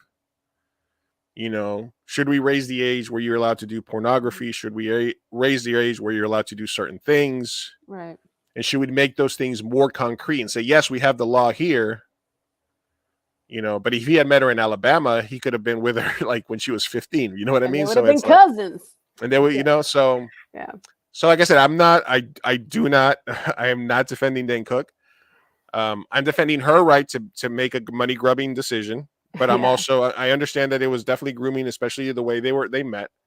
But I also think we need to have a deeper conversation about what can we do to help people that are in that age not make decisions that are going to affect them. Yeah, no, I mean, I fully understand where you're coming from, because the age of consent and the age of when your frontal lobe is developed, it's very, 18-year-olds are still very dumb. A little. Agreed. But the age of consent, I feel like it can be an ongoing debate. I mean, in Europe, there's a lot of countries where you can drink and you're fully legal by 16. So, that is all subjective. The only thing we know is that your frontal lobe gets fully developed by 25. That's all we know. So before that, it's all subjective. It could be grooming. Most likely it's because of the power dynamic. It could also be that she's a gold digger. All I know is that is weird, but it's not illegal, so I ain't gonna knock it. I just think it's weird and nasty, but that's just my personal opinion, right? Unscientific. It's cringe. Yeah, it's cringe. It's cringe. Yeah, but you know what? I wish them the best. Good luck, y'all. I understand the nuance of it. I get it. It's cringe still. I get it. It's still cringe. It's cringe. It's a bad look, man. It's a bad look. Especially you met her at game night. What are you doing inviting 15-year-olds to your house for game nights? My daughter will never be able to be around men. I just 15, bro. 15. Would you be disappointed if your daughter wasn't a lesbian? Yes, I would disown her. I'm gonna do what the heteros have done for decades. Are you gonna expose her to like lesbian culture and films and media and stuff, just to sort of try to put that idea in her head early? Expose her? That's so weird to say. Well, I mean, it's what they say when they say people are exposed to whatever, right? I hope she gets some natural exposure. So yeah, in the sense that like she'll meet my lesbian friends and watch, hopefully more queer films get made, and she'll be coming to Pride. Yeah, for sure. There you go. Yes. Yeah. All right. The CEO of LinkedIn took a picture of himself crying. He did a cry selfie. Because the CEO of a company that specializes in optimizing LinkedIn posts is facing criticism after he posted a tearful selfie alongside an announcement that he had laid off some of his employees. But he told Motherboard he was only trying to show the difficulties business owners go through themselves when they have no other choice but to enact a layoff. This is the most vulnerable thing I'll ever share. Hypersocial CEO Braden wrote on LinkedIn, days like today, I wish I was a business owner that was only money driven and didn't care about who, blah, blah, blah, blah, blah, blah, blah. Anyway, what do you feel about CEOs that post cry selfies after they fired you? How do you feel about that? Life is so hard. So Oh my rough. God. It's So so rough. rough. Oh, fuck you. Oh my God. All right. Hey, Cry me a river. that's all we had to say about that. All right. Yeah. Moving right along. This is the international the girl is paying for the date move, which I thought was this is, I love this one. Yeah. This is the, Yeah. I say I ain't got no money. Yeah. Girl, Stand you behind it. Yeah.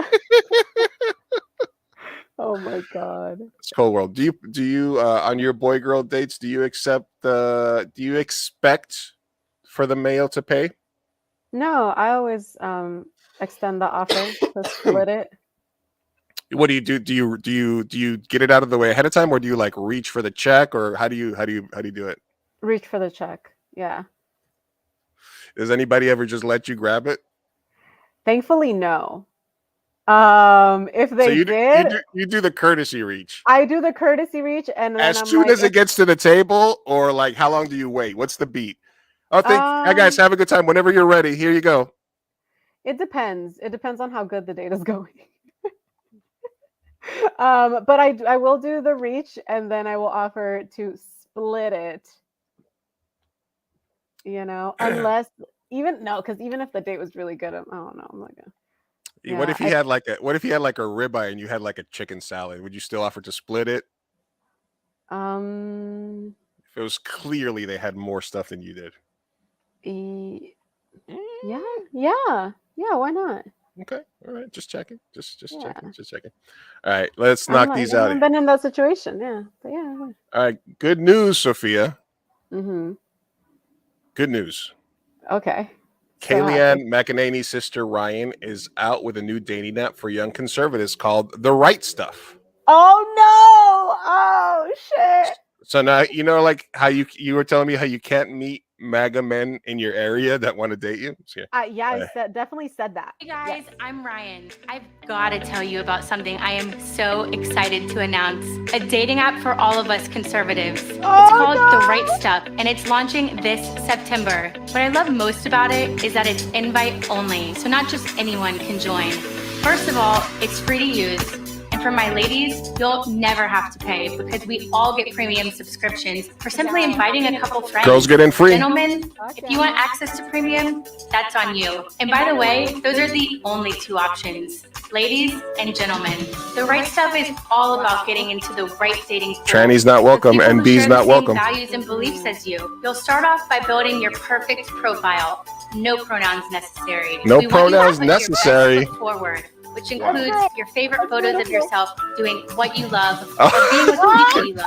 Our prompts give you the opportunity to let people know. If you don't have a selfie with, if you ain't got a selfie with, if you don't got a selfie with Trump in there, you're not getting laid. You've had to endure years. You're not getting laid. However, if you got a selfie with Trump, people you're definitely that don't getting see laid. the world our way, the right way. Okay, once you're in the app. Okay. Oh my God, I'm so happy right now. Wow. What do I have to do to get in there? What do you have to do? What do you have to do? I've been looking for my MAGA man just my whole life. I think that you and Karina should go undercover on the app and see what you come up with. Let's find some sugar daddies. Let's go. All right. We're going to leave these other ones till next time. Will Smith dropped a YouTube video apologizing to Chris Rock. We saw that was happening. We'll touch base with that. There was a good guy with a gun that actually stopped the shooting. Victor Gomez, an Indiana mall shooting victim, was killed before he could use his gun. There's a guy that went to the Greenwood Park Mall. He went into the bathroom, came outside, shot the first person he saw, started shooting again. A guy from like 50 yards away in the food court got his gun out, stopped him, shot him like 9 times from far away. So as much as we talk about that being a joke, this is an actual example of a good guy with a gun that stopped a mass shooting. There you go. So you got to give credit where credit's due. That's what I was going to say. In perfect circumstances, when that happens, it is good. That doesn't mean that it makes sense to not have any gun regulations. That doesn't mean that it makes sense to not do anything else and just completely. It's got to be a multi-tier approach that's going to solve people's fears about shit like that. And part of that needs to be train people with firearms because there are sheep, there are people in those areas. So definitely shout out to that guy, because fuck it, you did the thing. You did the thing that all the cops say that we'll do, but instead they just sit there with their Punisher fucking screen locks and let children get slaughtered. One other. Okay, this is a TikTok that I found, and just kind of to get your thoughts on it, and then we'll move on. So this girl does videos called "Is Your Fave Problematic?" and she talks about different bands. The reason she came across my radar is because she did one about Metallica. Basically, Metallica got like super hot again after Stranger Things, the new season. But they're like basically, and they're like, oh, this girl's whole thing is she tries to cancel bands. And I was like, oh, fucking kids, whatever. But I went and I saw a couple of her videos, and we'll save some for next time. Oh no. Well, I mean, do you see any of these? I can't see. I mean, the letters are a little. Metallica, Ice Nine Kills, Sam Smith, Ariana Grande, Harry Ariana Styles. Grande. Ariana Grande. All right. Sure. What does she got to say on Ari? What's your favorite problematic? This episode is on Ariana Grande. And like I said with Harry Styles, will this put me in hot water? Maybe, but does this need to be said? Of course. First, let's get into her blackfishing. And this is an official photo, so no excuses. Then there's this photo. And I can already hear the comments in my mind talking about lighting. They're standing right next to each other. They are lit exactly the same. There's no reason why a white woman should be as dark, if not darker, than a black woman ever. Some people might think it's edited, but this is a screenshot directly from the video of that performance. Still the same shade. And another one. Still the same shade. Then more recently, Ariana Grande shifted to Asian fishing. And again. Some of the people who like to defend her say that this is all natural. That's really how dark she gets, and that's really how light she gets. But there is no way in hell that a white woman who's supposedly this light naturally can also get this dark. Also for this photo, I see people saying that it's an exposure issue, but if there was actually an exposure issue, we wouldn't be able to see her fucking nose. Also, she's Ariana Grande. She has professionals taking these photos. You really think this is a lighting issue? Next, there is her kanji tattoo that says barbecue girl. Getting it, even though she admittedly knows no kanji, and even further down, if you read this last one, she thinks that she gets to decide what's cultural appropriation or appreciation. Again, a white woman. Then in her song Bad Ideas, she keeps saying Ari Chan in a very high-pitched voice. She's a white woman. Her husband and some of their friends mocking Native American. Oh, that's loud. Oh, then there's this photo of her wearing a trashy Native American headdress. And then the most damning, her using AAVE. Like, bitch, that's my cookie. It's my juice, okay? Thank you, next. That's what this baby picture says. The dancing scene in this video was actually inspired by Sweet Charity and the wardrobe. You know, I love my MAC. This is the MAC I'm here to talk about today, girl. And like with Harry Styles, people have been talking about this for years and bringing this to her attention. And what do those people get? Racial slurs and death threats thrown at them. And does Ariana do anything to curb that behavior? Absolutely not. She can't even check her own behavior. And we're not even done. Then there are her queer issues. The fact that she accepted a nomination for the Best Queer Anthem of the Year, and yet she is not queer. There's that. Then there is her fake-out kiss in her song Break Up With Your Boyfriend, a song that is not queer and is literally talking about a guy. And lastly, her supposedly saying the T-slur. People want to point out that she was singing a lyric from a song that said tyranny, but I don't know where tyranny sounds anything like the T-slur. Also, nobody has stated that song, so it can be checked. One thing I noticed is that she's like the O word, the T word. There's a lot of words. Yeah. So I think it's like 50-50 on this because I don't know. at some point she does bring out some good stuff, like the Metallica stuff. Like I'm not gonna play I won't play the whole thing, but in the Metallica video, like basically she points out that they did like that they hung out with people that were like Nazis, that dudes, okay, so that's what I did Nazi salutes and stuff, like but so and that he did that these dudes made jokes about Asians people and calling them Orientals and stuff like that. That's what she was like the O word and stuff like that. Which is obviously not cool. So so it's kind of like half like Generation Z sort of cringy, but half like Yeah, you got some valid points there. Yeah, because I was gonna say when you said like bans and stuff like that, I don't know why my mind immediately was like, ooh, they're gonna cancel them on like I don't know, they're secret rapists or they were running this like I don't know. Right. I just thought the worst. No, But but you're talking like, about but some of like them over like tanning. yeah, well, some of them like the Red Hot Chili Peppers, like she bring like, yeah, this guy, like there was some heavy shit. They're like, yeah, they were accused of like the Marilyn Manson, like like the Red Hot Chili Some Peppers, Ezra like, Miller shit. Like if it's yeah, no, like that, there's definitely some of those mixed in along with some of the tamer ones, but I Mm-hmm. just think like she found a bit and then she's like, oh, I'll just do more of I'm this, and gonna because do more of those. because Metallica got hot, she's like, I'm doing one on Metallica. So I found it, and then people were like, "Oh, this chick's whole thing is canceling bands," and they were like, just like cancel culture," and some of it did seem a little cringy, like but then some of it was like she was spitting facts. So yeah, and I'm not gonna say that the cultural appropriation isn't wrong because it totally is. But I'm gonna say there's levels to canceling, and if and I think that out of like rapists and hanging out with Nazis versus over tanning, they're different levels. Yeah, and having a little black scent. I mean, yeah, which like I feel like a lot of people are doing nowadays, sadly. Really? Yeah. It has a lot to do, especially in the queer community. It's like a big conversation whether because it started with like Black trans people, and in that community it was very much like the Yas Queen stuff, and then it gets adopted by straight white ladies, and then it's like everyone's saying Yas Queen and shit like that. And your cis grandma starts saying it. And you're your cis grandma starts, and that's how you know it died once it gets there. When your grandma or your auntie's like, "Have you seen the Dark Brandon memes?"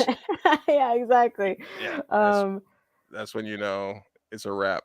Yeah, but again, it just seems like it's focusing more on like the societal issues that are, I'm not gonna say not problematic because they definitely are and they're very offensive, but like I said, when compared to like hanging out with a Nazi, it's a little different. Yeah, so definitely found it interesting, and no hate. If I think it's fucked up, I'll call it out. But all right. So thank you everybody for hanging with us. We have finished the tabs. Now it's time to, and we got a lot of submissions, a lot of submissions this week. Y'all did good this week. So those have been the talkers of the table, but now it's time to get to No Namez Wei. Now it's time for No Namez Wei. No Namez Wei. No Namez. I love it. Wei. No Namez. Let me make sure I got this.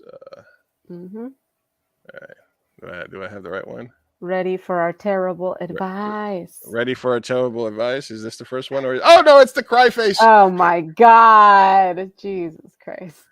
All right. No Namez Wei. First question coming to us from I Just Want to Help.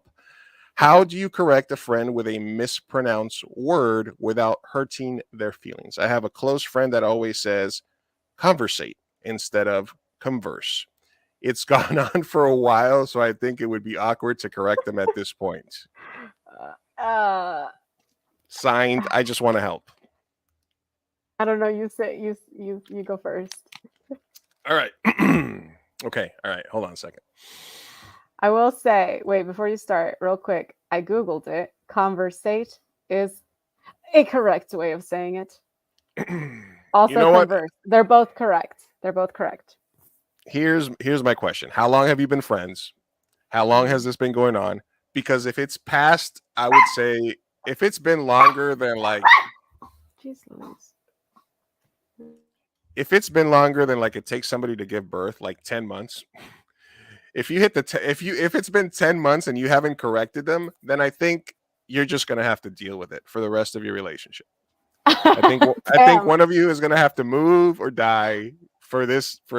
I think it's too late because they're going to know that they've been saying it for like 2 years or something, and you're all of a sudden going to say it, or even if you've known them longer and they've always said.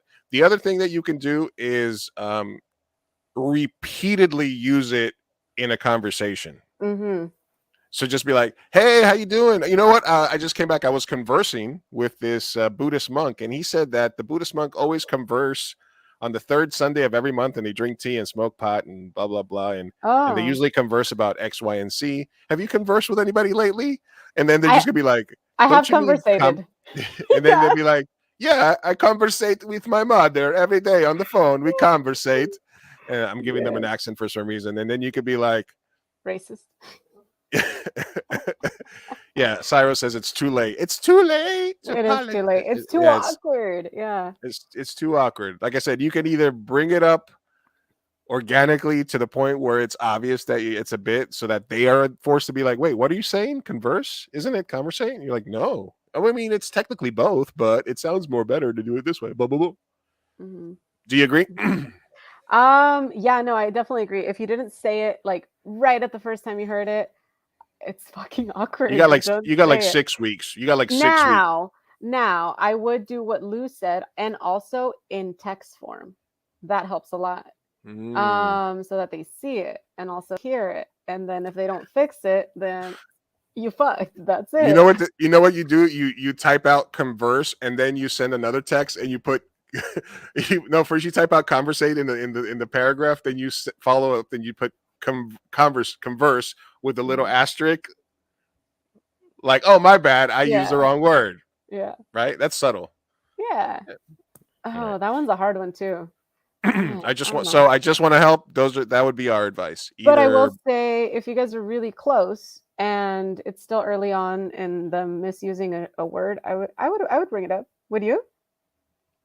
No, I would You just ever at all? Yeah. Oh. Like Bobby says share instead of chair. She says share. That's an accent thing, right? Yeah, no, but I don't know. I would never be like, that's wrong. Yeah. Like I like it. I'm just like, it's a thing. All right. So yeah, I mean, it depends on the time frame, it depends on your relationship, and it depends on how petty you want to be. Yeah. I mean, I would want to be corrected if it's something like really that's making me look real stupid, but if it's not a big deal, then no. All right. Number 2. My friends and I would like to know, where was the most exciting place you've ever had sex? Signed, Curious Bitches. You can go first, and I won't at all. What are you saying to Curious? Like, this is not necessarily an advice question, I guess. Yeah, that's not advice. That's not what we do here. What is this? Never have I ever? Come on. Well, exciting. I know that's the word that's throwing me off, because I'm like, it's not like they asked like in public or something. They just said exciting, because the most exciting sex has happened in my bed. So yeah, I mean, I've had sex in other countries where there was a high crime rate. Out in public in midnight, baby. Thanks for stopping by in the random channel, Surfing Valiant. Curious Bitches. I want to know who. It sounds like it was multiple of them. Who is you? Curious Bitches. I don't know. I've never done an airplane. I know that much. But then again, that bathroom is kind of small. A car, not a moving car. Oh, a New York City subway train. 7 train. Ew. Sorry, I've had sex on this. I've had sex on this. No. On the 7 train. No. Well, in the back cart in the 90s, they've cleaned it. Hopefully, probably not. The way it's looking. Nice. We got Valiant checking in. He said he's watching from Los Alamos National Lab. Isotope production. Cool. Yeah. Hey. Thanks, Valiant. Thanks. We're doing no Namez Wei, anonymous advice, anonymous. If I kept saying anonymous instead of anonymous, how long would you correct me? Pretty quickly, right? On the pod, yeah, pretty quickly. Pretty quickly. All right, number 3. I suspect my boyfriend is cheating by the. Okay, actually, I need to do the thing. Sorry, I have to do this. Sorry. Now it's time for No Namez Wei. No Namez Wei. No Namez. All right. I love it. Uh-huh. I suspect my boyfriend is cheating by the way that he suddenly turns his phone screen side down whenever I walk in the room he's in. Ooh. He has never shown me a reason to be suspicious, and I want to believe that he wouldn't cheat. My friends tell me to check his phone when he's sleeping. but I don't know if that would be crossing the line. What do I do? Signed, cell phone is suspicious. It's okay. How does he do it though? Because I was thinking of like having dinner with people or something like that. I do turn it over just because if a notification pops up, I hate looking at it and the light coming on. But then again, if you live with them and every single time you step into the room he goes for it, then that's a little sus. That's very sus. It's a lot of sus. It's a lot of sus. Mm-hmm. Now, listen, if you're going to be in that type of relation, if you're going to turn the relationship into that type of relationship, mm-hmm. and you start with, let me check your phone, then you must be prepared to have your phone checked. And nobody wants that. Yeah. So, yeah. And that's not a fun relationship. If you get to that point of a relationship, there's been a whole bunch of steps that you guys could have started going to therapy at in before. Yeah, that, or exactly. So if you're getting to that point where you're going to be suspicious, then I think that it's better to be outright with it and just be like, can I ask you, why are you flipping your phone over every time I walk in a room? Just be straight up. What kind of notifications are you getting? Who's calling you? What are these notifications you're getting?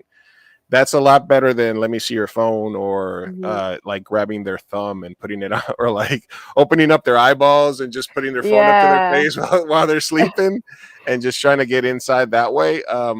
I would be remiss to do something like that. Mm-hmm. Sometimes, listen, look at the rest of the relationship. Don't just tell me about the fact that he's messing with your phone. How is the rest of the relationship right now? Mm-hmm. Are you guys spending time together? Do you have date nights? Is the sex good? Do you guys conversate during the day? Are they being distant? Do they go off and answer phone calls? Do they ignore you for a large period of time? Are they going, Yeah.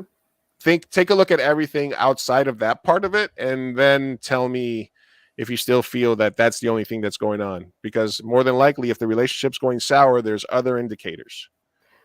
Yeah. And that's the last place you want to get to, right? The let me see your phone part. Like by that point, the relationship is over because there's no trust. So in an ideal, healthy relationship, I hope that you would be able to have open communication, enough to say, hey, babe, I see that you do this with your phone and it makes me feel very insecure. I don't want to get to the point where I mistrust you so much that I want to see that I, request to see your phone. So can you please just like explain to me if it's, any notifications or what's going on? Maybe just reassure me a little bit and maybe stop doing that, And then if they fight back, if they're defensive at all, if you can, then you can, that'll give you more of an answer than them being like, give me your phone, Yeah, cell phone is suspicious. Mm-hmm. Good luck. Take a good long look at the other aspects of your relationship, and hopefully you can figure out what's going on before having to go to extreme measures, because there's no coming back from that. No. That's I hope a door. Out. I'm rooting for you guys, you crazy kids. Hey, or for you to figure out if it's something that's not working, man. Yeah, catch him. Yeah. Mm-hmm. All right. Now it's time for No Namez Wei. No Namez Wei. No Namez. You just love that, don't you? I love it. Shout out to everybody that whose voices we use for that. All right, I have a neighbor. This one is from It's a Dog Eat Dog World. I have a neighbor who doesn't stop her dog from barking. The dog is barking all night as she works nights, but it's disturbing everyone in my house from sleeping. I mentioned it to her one day about it, and she got defensive and told me to mind my business. Now I don't want to create a feud, and it's not the dog's fault, but I can't stand not sleeping either. What would you suggest I do? It's a dog eat dog world. Kill the dog. I'm just kidding. Kill the masters. Kill everyone. That's hard. I don't know. Oh my God, what would you do? Call the cops. I don't know. What do you do in that situation? You can't sleep. I've been in the situation where a dog is disturbing my sleep all night, and I did have some dark thoughts. I won't lie. Well, Elaine on Seinfeld paid somebody to kidnap the dog, but then the dog found its way back home. God damn it, dog. Yeah, that's hard because you already did the night. I would have said talk to your neighbor. You already did that. Fuck, what do you do? I'm sorry. Listen, I don't know. I think that if the dog has separation anxiety, I think maybe you give some suggestions. You before you complain to the landlord or anything, or try to get that lady kicked out of the apartment, or whatever the housing situation is. I think maybe since you already felt comfortable enough talking to her about it, maybe you give her some advice. Maybe buy her some CBD treats for the dog. Maybe they can take them, give him one before they go. Listen, if you're gonna have to leave for work every night and leave your dog alone, then you need to figure out something so that the dog is not in pain or stressed out all night. When I leave and there's nobody here for the dogs, I try to leave a TV on for them. I try to leave certain lights on, make sure they have plenty of distractions. I try to feed them well before I leave so that they get sleepy, and then I keep the cameras on so I can check in on them, even talk to them from when I'm away. So there's things that you can do depending on their job. Also, is she leaving it in a kennel? That might, if the dog is free all day and then when he goes at night, he gets put in a kennel, that might make it bark more. So, I would say other than taking any like final decisions about what to do with the dog or moving, try to incorporate them into the decision. You might have to shell out of pocket a couple of bucks and say, hey, listen, I want to help you, but I need to be able to sleep at night. You need to soundproof your dog, get it trained, send them helpful videos on how you can train your dog. I don't know. There's got to be a way to do that. And then if worse comes to worse, get a louder dog. Yes. Get a louder dog from the shelter that barks all day at anybody that walks by the front door, and then it'll take care of itself, right? Oh, mira nomás. You gave some actual good advice right there. That's good advice. Hey. That was the kind thing. My brain thought violence. It chose violence. I'm so sorry. But You I like that. immediately went to violence. All right, let's move on. Now it's time for No Namez Wei. No Namez Wei. No Namez. All right, this one comes to us from Deal or No Deal. What are your deal breakers? Mine are Trump supporters and anyone that is cruel to people and animals. Deal or no deal? Sophia? People that don't put the cart back at a grocery store. People that are rude to waiters, Rude people. Just rude people. Don't be mean. Mm-hmm. Yeah. And Republicans.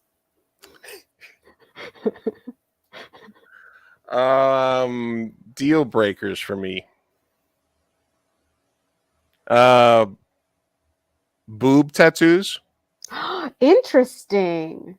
On the boob, in between the boobs, and in between the boob, I'm okay. In between, okay.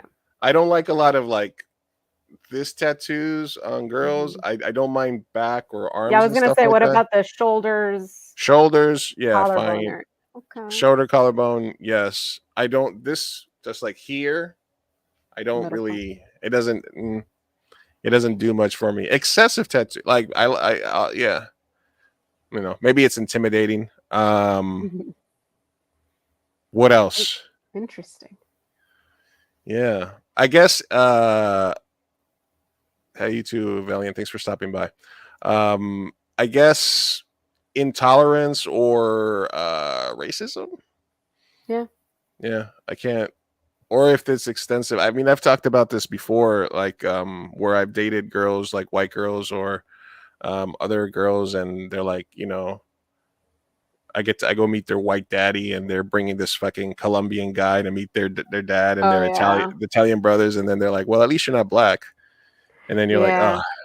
And I've had white girls and Asian girls tell me that and then I'm just like, really? Is this how it is in the world? I gotta be thankful to be like second least favorite minority to your parents. That's what I'm doing. That's what I'm.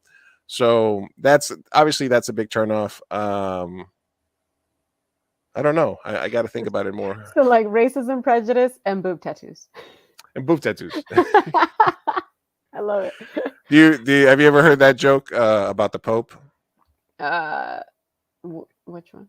There's so many. Well, the Pope is they come to the Pope at the Vatican and they tell him that they just figured out that the Antichrist has been born. and that they've discovered that the Antichrist is going to grow up and destroy Christianity or Catholicism or whatever.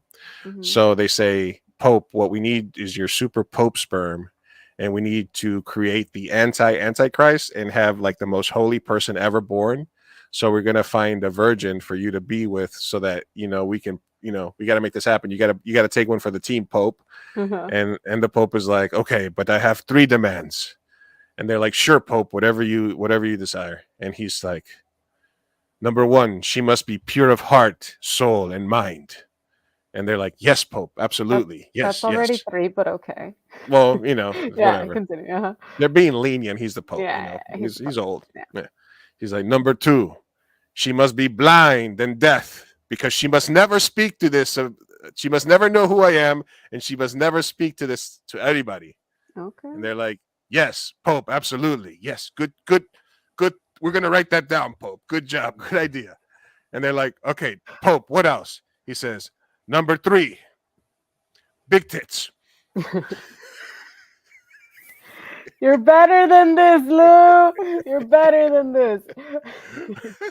Mike, thanks for stopping by. I was so hoping you would stick the landing. Come on. No, that's the joke, because so it's similar to what you said, which is that racism, this and this, and then boob tattoos. Yeah. So like I said, even in that situation, the Pope was like, hey.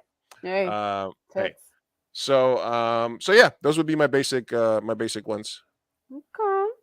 I don't know if there's anything political that I would be like, that's a red flag for me, or that's a really. So full MAGA, you're cool with? I mean, if there's a full MAGA girl that's into me, that wants us to like hook up or date, then she also has like a kink about some fat leftist Colombian. So there's got to be some sort of mutual thing there where we're both getting something out of it, Yeah. Like she's like, come on, grab me, you dirty immigrant. I don't know. So you wouldn't mind being used for your body and race? Absolutely not. Absolutely not. Absolutely not. All right. Yeah, the same way that I'm assuming that white dudes might tell a Latina girl to call him papi or something like that. It's the same thing. White girls will do the same thing. The white girls will steer.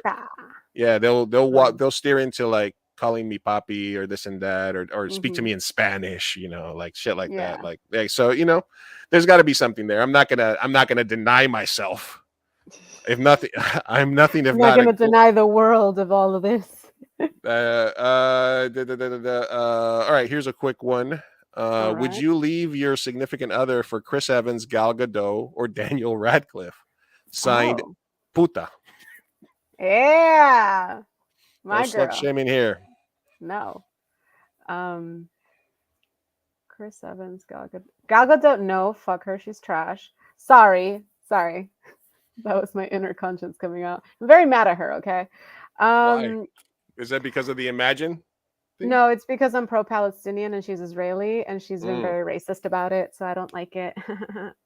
Trash. Okay. Chris Evans, I'm not into like big white dudes that look like they could have done a gang rape. And then Daniel Radcliffe, oddly enough, if I had to choose out of the 3, Daniel Radcliffe is at the top of my list. We stand short kings into atheist. Super nice guy, just good all around intellectual, which I like. Okay, all right. Gal Gadot. But the answer is no. The answer is no. I would not leave my significant other for either. No, I think the list starts and ends with Ana de Armas for me right now, and then that's about it. That's it. That's it. As long as Ana de Armas isn't involved, she's safe. Yeah, exactly. I'm team fuck Gal Gadot. There's better Chris's out there, and Daniel Radcliffe. We could be homies. We can be homies. All right. Yeah.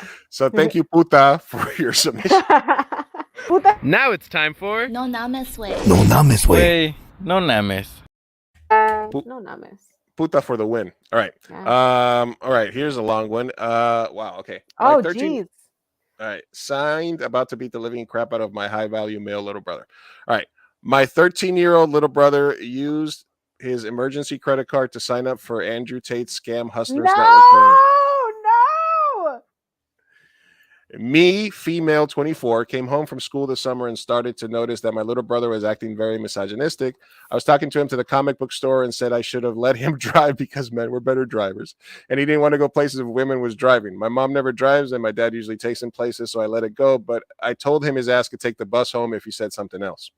I saw it as well in the way he interacted with friends, family, cousins, calling himself a top G, etc. Oh no! I thought maybe he was watching British TV or something at a family carne asada and asked my mom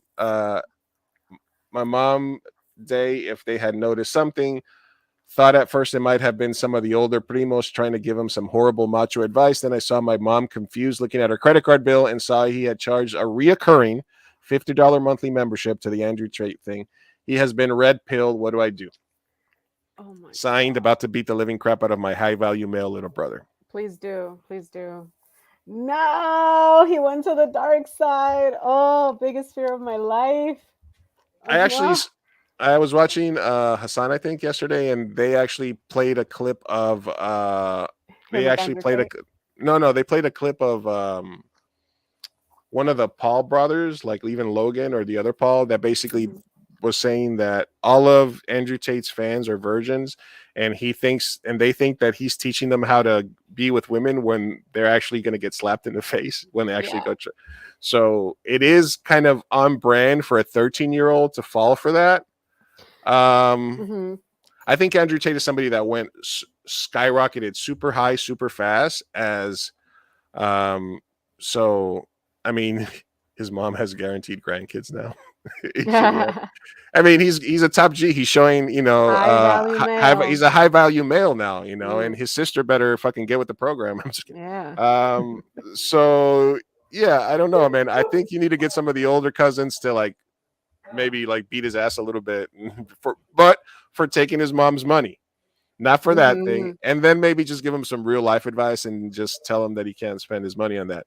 Unless all of a sudden he finds some like great investment tips, or all of a sudden he starts bringing in money. That's the difficult thing, though, right? Because the whole thing about the red pill community is they do brainwash you into becoming a misogynist. So you do think that women are like lesser in value than men. So what that does is then whatever women say, you don't take it into account. So as his older sister, he's still not going to listen to you. I went through not that deeply. He didn't go all the way red pill, but like my little brother had a little bit of some sexist undertones. Really? Yeah. And I wouldn't push back too much because I realized that the pushback was starting to get the adverse effect. So I kind of would just sometimes drop hints as to why he won't get laid and why he sounds like a pussy. Just like constantly whining that they do, and then thankfully I have male friends and male figures that do get laid and do have luck, and they're just kind of like, damn, bro, I don't understand why you're whining so much, and so getting those males in his life that are gonna have that problem. So I don't know why you're paying for this shit when like it's not that difficult, I think that's kind of the way to go, because he is impressionable. He is 13, and guys just have so much pressure from society to be manly and to be grr and all that stuff. And unfortunately, there's a whole community of men that take their money because they have these issues and these insecurities, and and then they bring him to the dark side. So at 13, he still has potential. So I wouldn't quite hate him yet. He's not a 30-year-old man spewing this hatred, but I would try to maybe show him where his viewpoints are flawed, because there are plenty of flaws that you can logically bring to the table. Show him the 40 or 50-year-old uncle that's still single and still talks about like women that way. And sort of there's got to be a loser in the family or somewhere that you can point to and be like, see, that guy's been thinking like that his whole life, and look where he is. Probably 2 or 3 divorces, something like that. At 13, you still got time to change. At 13, all it takes is for you to see that from a couple of like higher classmates or something, and just to be like, hey, I want to be that guy. I want a Bugatti. I want to be a high value male. I'm not getting. I mean, you're 13. Give yourself some time. And like you said, he's gonna. And if he says something like that, make him take the bus home. Yeah, exactly. Yeah, so could also make his actions and words have consequences as well. Yeah, I don't know that definitely that's going to make him learn, but you know. Definitely get his ass checked by his cousins if he's stealing money from his mom. Oh yeah, that's the one crime that you're like you can Yeah. talk shit to him about. Slap him Yeah. over that for sure. Yeah, absolutely. That make sure he pays his mom back, does a lot of work around the house, does something. That part, that part can be beat into him. The other part, you just have to like give him some counter information. Yeah. And kind of. Except the driving one. That one is like, because if it's affecting you, if he's literally saying, "Hey sister, you are lesser value and you can't drive, so let me drive," you slap him. Slap him. Like at that point, it's affecting you. His mentality is affecting you, right? Because they can have as many sexist thoughts in private, but fuck you, motherfucker. Yeah. So. Yeah, I would just reach over and be like, "See, twist his ear and just be like, see, I can drive with one hand, motherfucker. What are you gonna do?" Yeah, about exactly. It? Every time I make a left, I'm gonna twist it to the left and twist it to the right. Anyway, so yeah, thanks for the submission. About to beat the living crap out of my high value male little brother. Please do. Please do. All right. What is our next one here? Now it's time for No Namez Wei. No Namez Wei. No Namez. I don't get tired of it. I don't. Okay. Met a cute white girl. Okay. Met a cute white girl on the set of an indie film. We sort of clicked and started talking, but after doing a deep dive into his family, her family? What? I think it's a typo. And Facebook, Instagram posts. Don't judge me. His family. I realized. Oh wait. We'll figure it out. Keep going. Okay. Keep reading. Yeah. Most of the family were big time right wingers. Some are full MAGA, back the blue, etc. He says he is more. Oh, met a cute white guy. Sorry, sorry, guy. I saw guy and girl. Okay. He says he is more centrist than his family, but it still threw up a red flag. I am half Latina, half European, so not sure I should go down this road and have to deal with meeting family at events, etc. Am I looking at this too deeply, or should I leave politics out of my relationship prospects? Relationship info: we have gone out on 2 official dates and have not done too much yet, but if we keep going this way, I'm about to be booed up with a MAGA adjacent güero. MAGA adjacent. I love that. Falling for MAGA is the name. I love that title. Okay. So test him a lot, because what do you mean by threw up a red flag? Like, it was the red flag that he says he's a centrist, but his family is MAGA, or is there more? Have you found out? I think the red flag was after doing a deep dive into his family and Facebook, Instagram posts. That means she was clicking on multiple links and kind of looking at the family. Oh, this is what his brother posts. This is what his mom and dad posts. Yeah, but that's the family. So, because I've been in a situation similar where it was literally all MAGA people, and then he was just like the one blue guy in there. And we had the most like politically in common views, but we talked about it a lot and in depth. So what I would do is talk about it a lot and in depth. And if you get more red flags, then dump his ass. But I'm just saying they exist. Sometimes there's the one black sheep who's super liberal. Yeah, I guess the real question is, why are you digging so deep? You know, like if it's only been 2 dates, why are you doing a deep dive into that? That's true. Wow, I didn't even think of that. You're right. I think that says more about what you're getting out of the relationship, because you might be looking too far ahead. Because if you're already fishing, because look at it, we're in August. If you're already thinking about Thanksgiving, then you're thinking 3-4 months down the line. Then maybe you want this guy to be your boyfriend for Thanksgiving and the booed up holiday season, and now you're trying to justify, in this political climate, can I, a half Latina, date a white guy that's got MAGA parents? I don't know. Treat yourself if that's what you want. Yeah. Hey, man, vanilla's a flavor. There you go. No, that is a little sus. It feels like you're jumping the gun if it's a second date and you're already doing a deep dive. I know that some people do that, but like, you're thinking of a possible deal breaker in a way of like, I'm gonna get to hang out with his family, I'm gonna meet them. You're jumping ahead. You haven't asked him about his family. I'm assuming you did, because he told you he's a centrist. Talk more, get to know each other more, give him a chance. Look, the time to do a deep dive into every person on their Facebook page is after you had your first fight and you're not talking to each other, and then you're like, "Who the fuck are they with?" You know. I'm just kidding. I disagree, but okay. I'm just messing with you. Just Mine's messing. a little earlier on than Yeah. that. Oh well, how? Whoa, okay. How? When do you do your deep dives? It depends how deep the dive is. It's like, because I want to get to know them for what they post first. So I'll go on Instagram, give it a few scrolls, like right away as soon as I get their IG. The Look for Facebook deep anything dive. that's like flashing. Yeah. And then if I don't get anything, then I don't really do deep dives on Facebook unless I'm trying to figure out like their birthday or their family. Like I'm gonna meet their family. Like but I don't know. I don't think I would also ask him for pictures.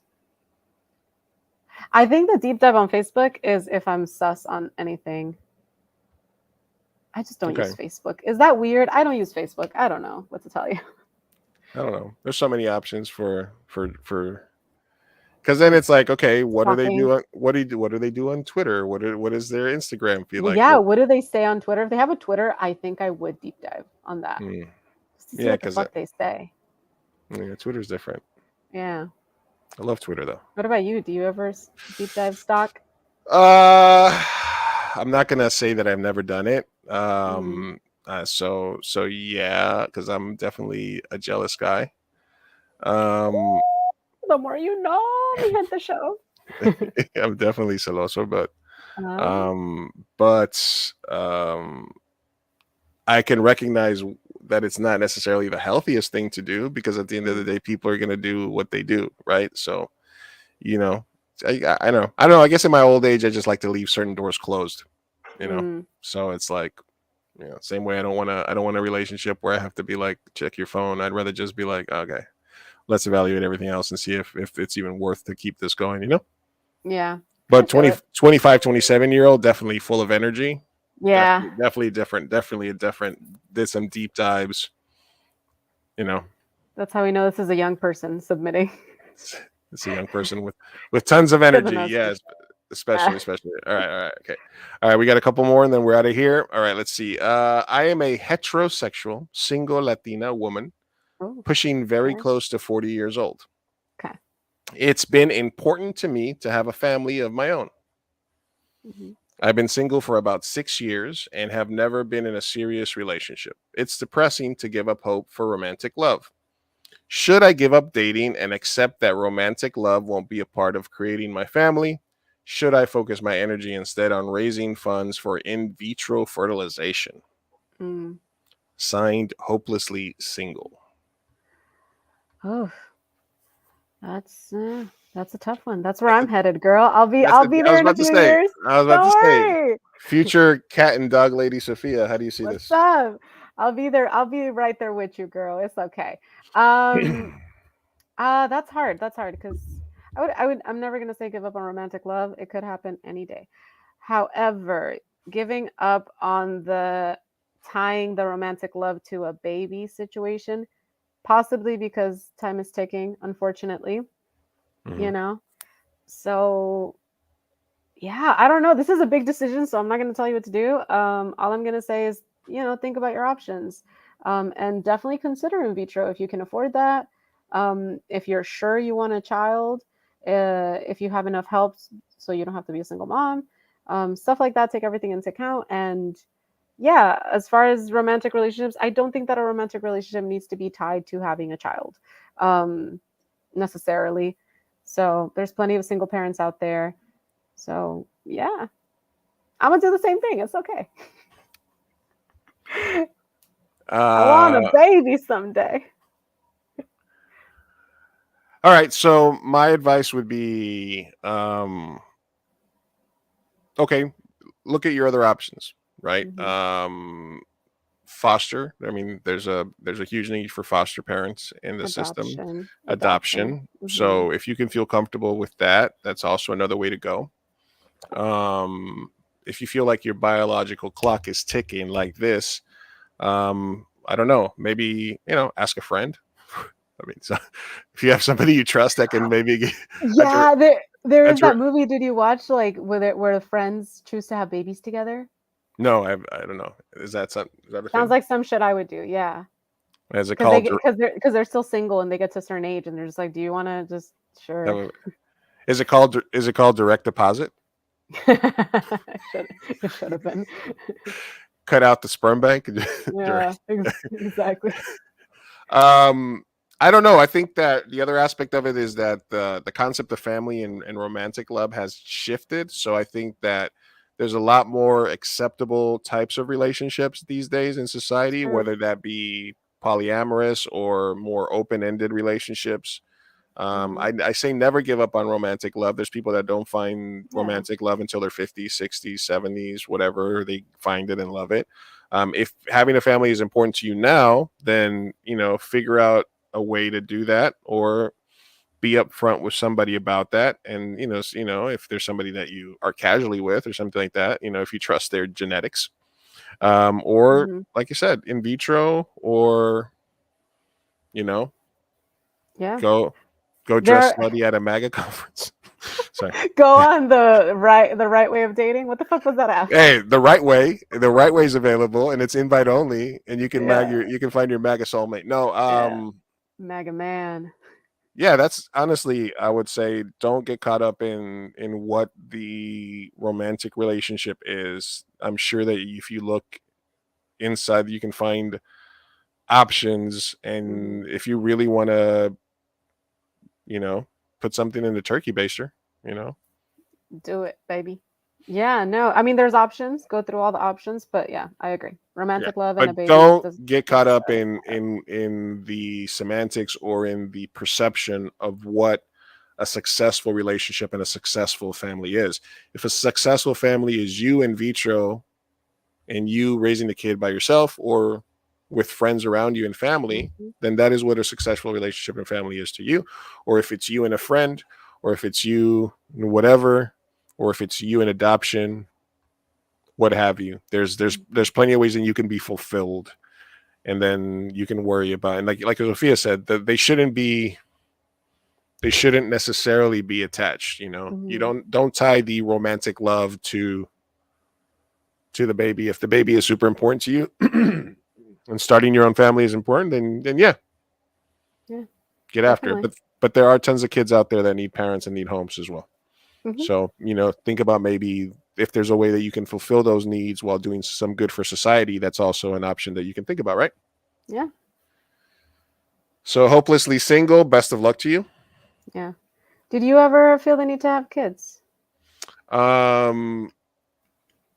Since I was a kid, somehow it got into my head that there was a lot of kids that needed to be adopted. So I always said I wanted that I wanted to adopt kids since I was young, and I've never felt that urge to I don't feel like I'm not that narcissistic that I think that I need to, that my lineage needs to go on, Yeah. I don't feel like that. I don't feel that I would be any less fulfilled. I have the minion where I can kind of feel like a parent, and my nephews and nieces where I feel like I'm having an influence in their life. So I think I'm much better off as an uncle, stepdaddy than and being a dog dad than being than having to have a kid. Yeah. My dad didn't have me till he was 45. So if I want to follow my father's footsteps, I'd have to get a girl pregnant right now. And then I'd be an old dad. Old dad, yeah. And as a kid that had an old dad, it's not always that fun to be the old dad, to be the kid with the old dad. So I think, if I'm with a girl that has a kid or as a stepdad or whatever, that then being an uncle and I got a bunch of nieces and nephews and stuff, then I'm much better off that way. I've never been like, oh, I have to have kids or I want to have 6 kids or. That's awesome. Because you're right. It is a narcissistic thing to want to, your lineage and stuff like that. I mean, it's in our DNA, right? It's ingrained to procreate, right? It's supposed to be it's our entire purpose is to make more people. Yeah. That's what a species is. The whole species goal is to maintain. But I know that there's enough people out there and there's enough Martinez's out there. So. Yeah, no, so I think selfishly part of me also wants to procreate for lineage. And so I had that thought of like, what if I just like give away my eggs? Maybe that'll fucking satiate the need and then I don't have to be a mother. I don't know. I don't know what I'm doing with my life, y'all. I don't know. Have you ever considered carrying a kid? For someone else? Mm-hmm. No, unless I was in a lesbian relationship and it was like my wife's child. And vice versa. They would also carry my child. Would you take turns? Each of you carry one? Yeah.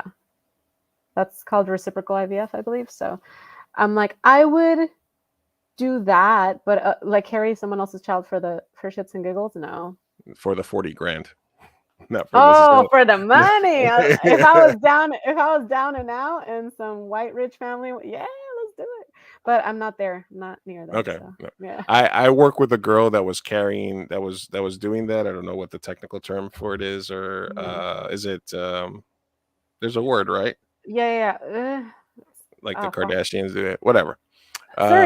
Surrogate. Yeah, she was a surrogate. And the way it was broken down is she only got the full 40 grand if she carried it for X amount of weeks. So every week before the goal week, I don't know how long does it take to baby, like 44 weeks or 40 something weeks or whatever, 38 weeks, whatever it was. If she hit that mark, she was getting the 40 grand. But if she hit like 1 week less, it was like 38 grand. Or like if it was 4 weeks, it was 35 grand. So the longer she held it in, so like the last 2 weeks she was at work, like literally like clenching, like she was just like, I'm like, we'd be like, are those contractions? She'd be like, nope, I'm fine. Water breaking, just like I just peed a little, it's fine. Like I just peed. No, like she was literally like, she's like, I'm holding this bitch in for the full term, and she did. She held it in like the last 2 weeks. I don't know how she did it because she was uncomfortable the whole time. But she was basically like, I'm getting the full money. That is wild, though. Okay, well, first of all, what if the child is overdue? So she makes more money? No, I don't know. But I think they want I think for they just don't want a NICU baby or what? Like they don't want. Yeah, they're basically like, we're renting your womb. You're supposed to be able to carry this baby to term. You get paid monthly here. You get paid weekly. If you hit the full 9 months, you get the full cash. If you pop this baby out early. They were paying rent for the baby. Basically, they're renting out that womb, you know. Oh my god! And then she was also supposed to like be on a very specific diet. But they would buy the food, I'm assuming. No, she was just supposed to eat very specific things. But then we would be going to the taco shop, and she'd be like, "Bring me some carne asada fries." Nice. And I'd be like, "All right." Nice. Yeah. I would like to if I was. Yeah, she was supposed to be eating like carrots and all this other shit. Anyway, I thought that was kind of interesting. Please, yeah. All right, we got one more, and then we're gonna let everybody go. Okay, wow, this is a rough one. Okay, I am in love with my best friend. What should I do? Should I tell her? Love fool. I want to know if the best friend is a girl or a boy so badly. And that was my first question. I am in love with my best friend. What should I do? Should I tell her? Because the lesbianism angle adds a whole new element. Yeah, there's elements to this. If it's a guy in love with the girl. Isn't that the plot of White Ink? Yeah, it is. It is. Hey, spoilers. Is that Shelley Rowe? Shelley, is that you? Is that you, Shelley? No. Shelley? Fuck. Hold on. I think. Well, you answer if it's a girl. I'll answer if it's a guy girl. How about that? Yes. Regardless, though, okay. It could be a girl in love with a guy or a girl. So the consensus is how close are you? How long has the friendship been going on? So there's a lot of questions, right? But let's say that you've had a very long, intense friendships, and you guys are best friends, besties. I would hope that you are close enough that you can tell them your feelings, and they can receive that. And if they don't feel the same way, they can tell you, and you can then choose what you need to do, whether that's like distance yourself or whatever it is you need to do to make those feelings basically go away. Usually if the other person, if you're friends with the other person and they haven't initiated anything either, very few times will it be like, I like you. Oh my gosh, I like you too. That's the few in between. More than likely, they don't feel the same way. But I think that it's ridiculous to continue a friendship knowing that you are in love with someone and you're just there, freaking like just in love with them. That's kind of awkward because then you're kind of faking the friendship. At the end of the day, you're not being a real friend. It's a little messed up to be there and have these feelings and have these expectations and have these hopes and dreams when the other person is being fully platonic. So for me, I've been on both ends. And as the person receiving the love, I wish they would have told me, because I hate when they get angry once you find someone else or something like that. It just gets it gets nasty. Because at the end of the day, your feelings are going to come out at some point in a negative or in a positive light. And if it comes out in a light of jealousy and possessiveness, it's not going to be pretty. So I always say telling the truth is the best way to go. Something interesting about what you said right there is that you got to pay attention to when the feelings start. Because if you're both being friends with each other, like you met each other at work, you met each other at school, you met each other because you were neighbors, through acquaintances, through a movie, through whatever it is that you worked on together, and you spend a lot of time together, and then all of a sudden you're besties, and then all of a sudden you're like, wait a minute, I'm starting to have feelings. That is the time to take a step back, try to see if the other side is reciprocating. If not, just be open. Hey, listen, we're spending a lot of time together. We're getting to know each other. I know we're becoming friends, but I just want you to know that I'm getting sort of a mixed signal, or I'm sort of feeling something for you. I just want to clear that up now before it is, so it doesn't become awkward later. Yeah. Right? You don't want to be like Will in like Stranger Things, where he's secretly gay and he's into his buddy. Or something like that. Or there's a classic, you don't want to be the guy or girl saying that you got friend zoned. Yeah, it's not a good look. It's not a good thing. Listen, as you grow older, and as a guy, I've had to realize this, that you meet somebody, and if you're spending some time with somebody and you're sort of getting a vibe, you just sort of see girls are a lot more expressive. Or I've always been horrible at reading the clear sign. The sign. I've always have problems reading the clear sign ahead, but I've never had trouble reading this is just platonic, there's no interest signal.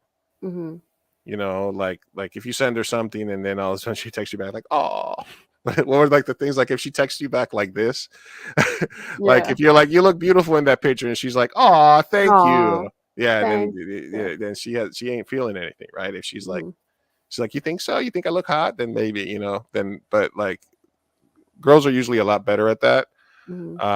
So just take the hint. If it feels like it's only platonic, then just leave it that way, and just, nobody owes you to reciprocate your feelings. The faster you learn that, that nobody has to reciprocate your feelings, the better you'll be. So it is within your right to feel that way and to fall in love with somebody that's your friend, but it is not fair for you to put expectations on them because of how you're feeling. The only thing that you can do is just sort of wait it out and see if anything develops naturally. And if it does, just say, hey, I'm sorry. What if you start? I just want to make sure, because I know we're friends, but are we kind of vibing on a different level? I just want to make sure, like there's ways to bring it up. There's ways to do it. You're not in a rom-com. You're not in a movie. You don't show up at their door unannounced and profess your love. That never works out. I've tried to do the rom-com move. It doesn't work. You don't need to like pour your heart out in multiple messages. You don't have to like grab them and kiss them. You don't have to do any of that. God, no. All you have to do is just feel the vibe, do the vibe check. You throw out a hint or two, and if they don't, then just leave it alone. Then just don't leave it alone. Yeah. You know what I'm saying? I agree that's like definitely the first step, is just leave it alone and catch a vibe. If you can't though, if there's like super mixed signals, because there's also some people that like flirt a little and then whatever. Don't be afraid to be straightforward. You know, advocate for yourself. If you need space, if you are going to, like, if you like them so much, if you really love them, then you shouldn't be friends. You should either be together or maybe your friendship needs a pause. Don't ghost them, obviously, but let them know, hey, I'm feeling this. If you do, you reciprocate. If you don't, then hey, I need some space. That's just my opinion, because staying in a friendship where you're in love with the person just never works out. It just never does. You turn salty, you become that guy that's just like, I got friend zone, and then you go with the red pill guy because you hate women. You know what? Like what you do is, and here's the part of the podcast where I almost make it all the way through without doing something horribly misogynistic. Oh my god! What you do is you tell her, listen, bitch, I am a high value man. I'm a top G, and you will respect my authority. Mm-hmm. Yeah. Or if it's a girl and if it's another girl, you go up to her and you say, hey, you, me. Mm-hmm. There you go. Mm-hmm. And that's it. Just get right to it. Sometimes it works out too. Hey, what if you just tell them and then they're like, "Oh my god, I love you so." Let's get together. I was waiting for you to make a move. You know. Let's slap these arepas together. Yeah. It'll work out or it won't. Just know that the world is not going to end. Okay. That's such a horribly Colombian thing to say. Arepas. Let's just slap their arepas together. Yes, right. Plot twist. This was me writing, Sophia. And Polly was right. I'm just kidding. I was like, who are you in love with? How did he get that? How did he get that idea from the pod though at all? What idea? Where he's like, I thought you two were. Oh. I think that seemed very odd to me. I don't think we give off that vibe at all. Cause boy, girl. Oh, is that automatically? Yeah. Guy and a girl host. Guy, girl to get what? Of course. Yeah. Heteronormativity is a thing. No, yeah, true. No. If you were a girl host, we wouldn't have gotten that. True. Oh, yeah, probably true. Mm-hmm. No, because then it'd be like problematic 45-year-old podcaster marries long-term co-host. I'm not that young anymore though. Like now it's not problematic. What are you, 27 now? 26? Yeah, well, 28 on Saturday. Oh, 28 on Saturday. Birthday. Hey, Batgirl was canceled. Yes, Victor Spade. 2 hours later. Yeah, catch the VOD. We talked about that with Polly from Latino Slant for like the first 52 minutes of hour of the show. No, so it's 28. So 45 and 28, is that problematic these days? I wouldn't think so because it's close to 30.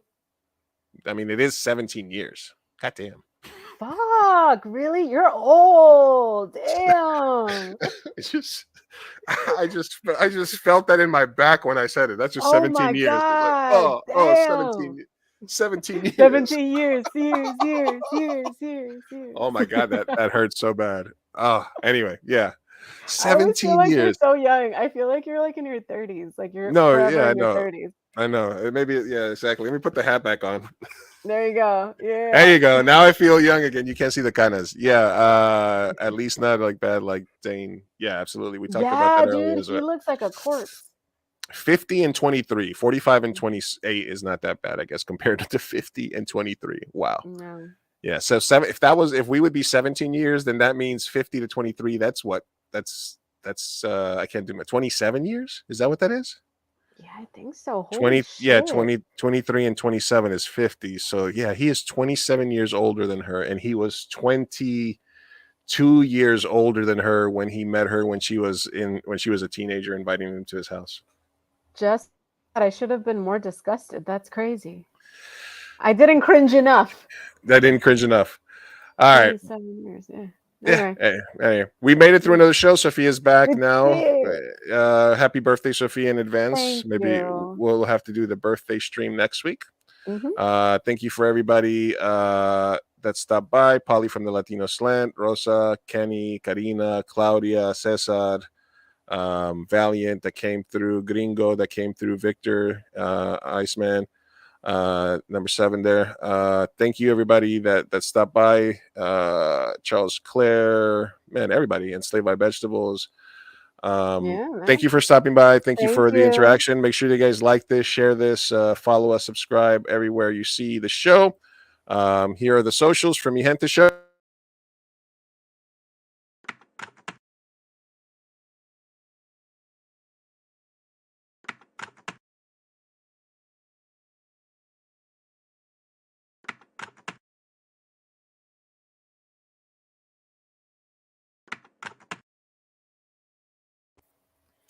Enjoy the VOD. Catch this tomorrow anywhere you get your podcast by searching for Me Gente Show on Spotify or all the other major podcast networks.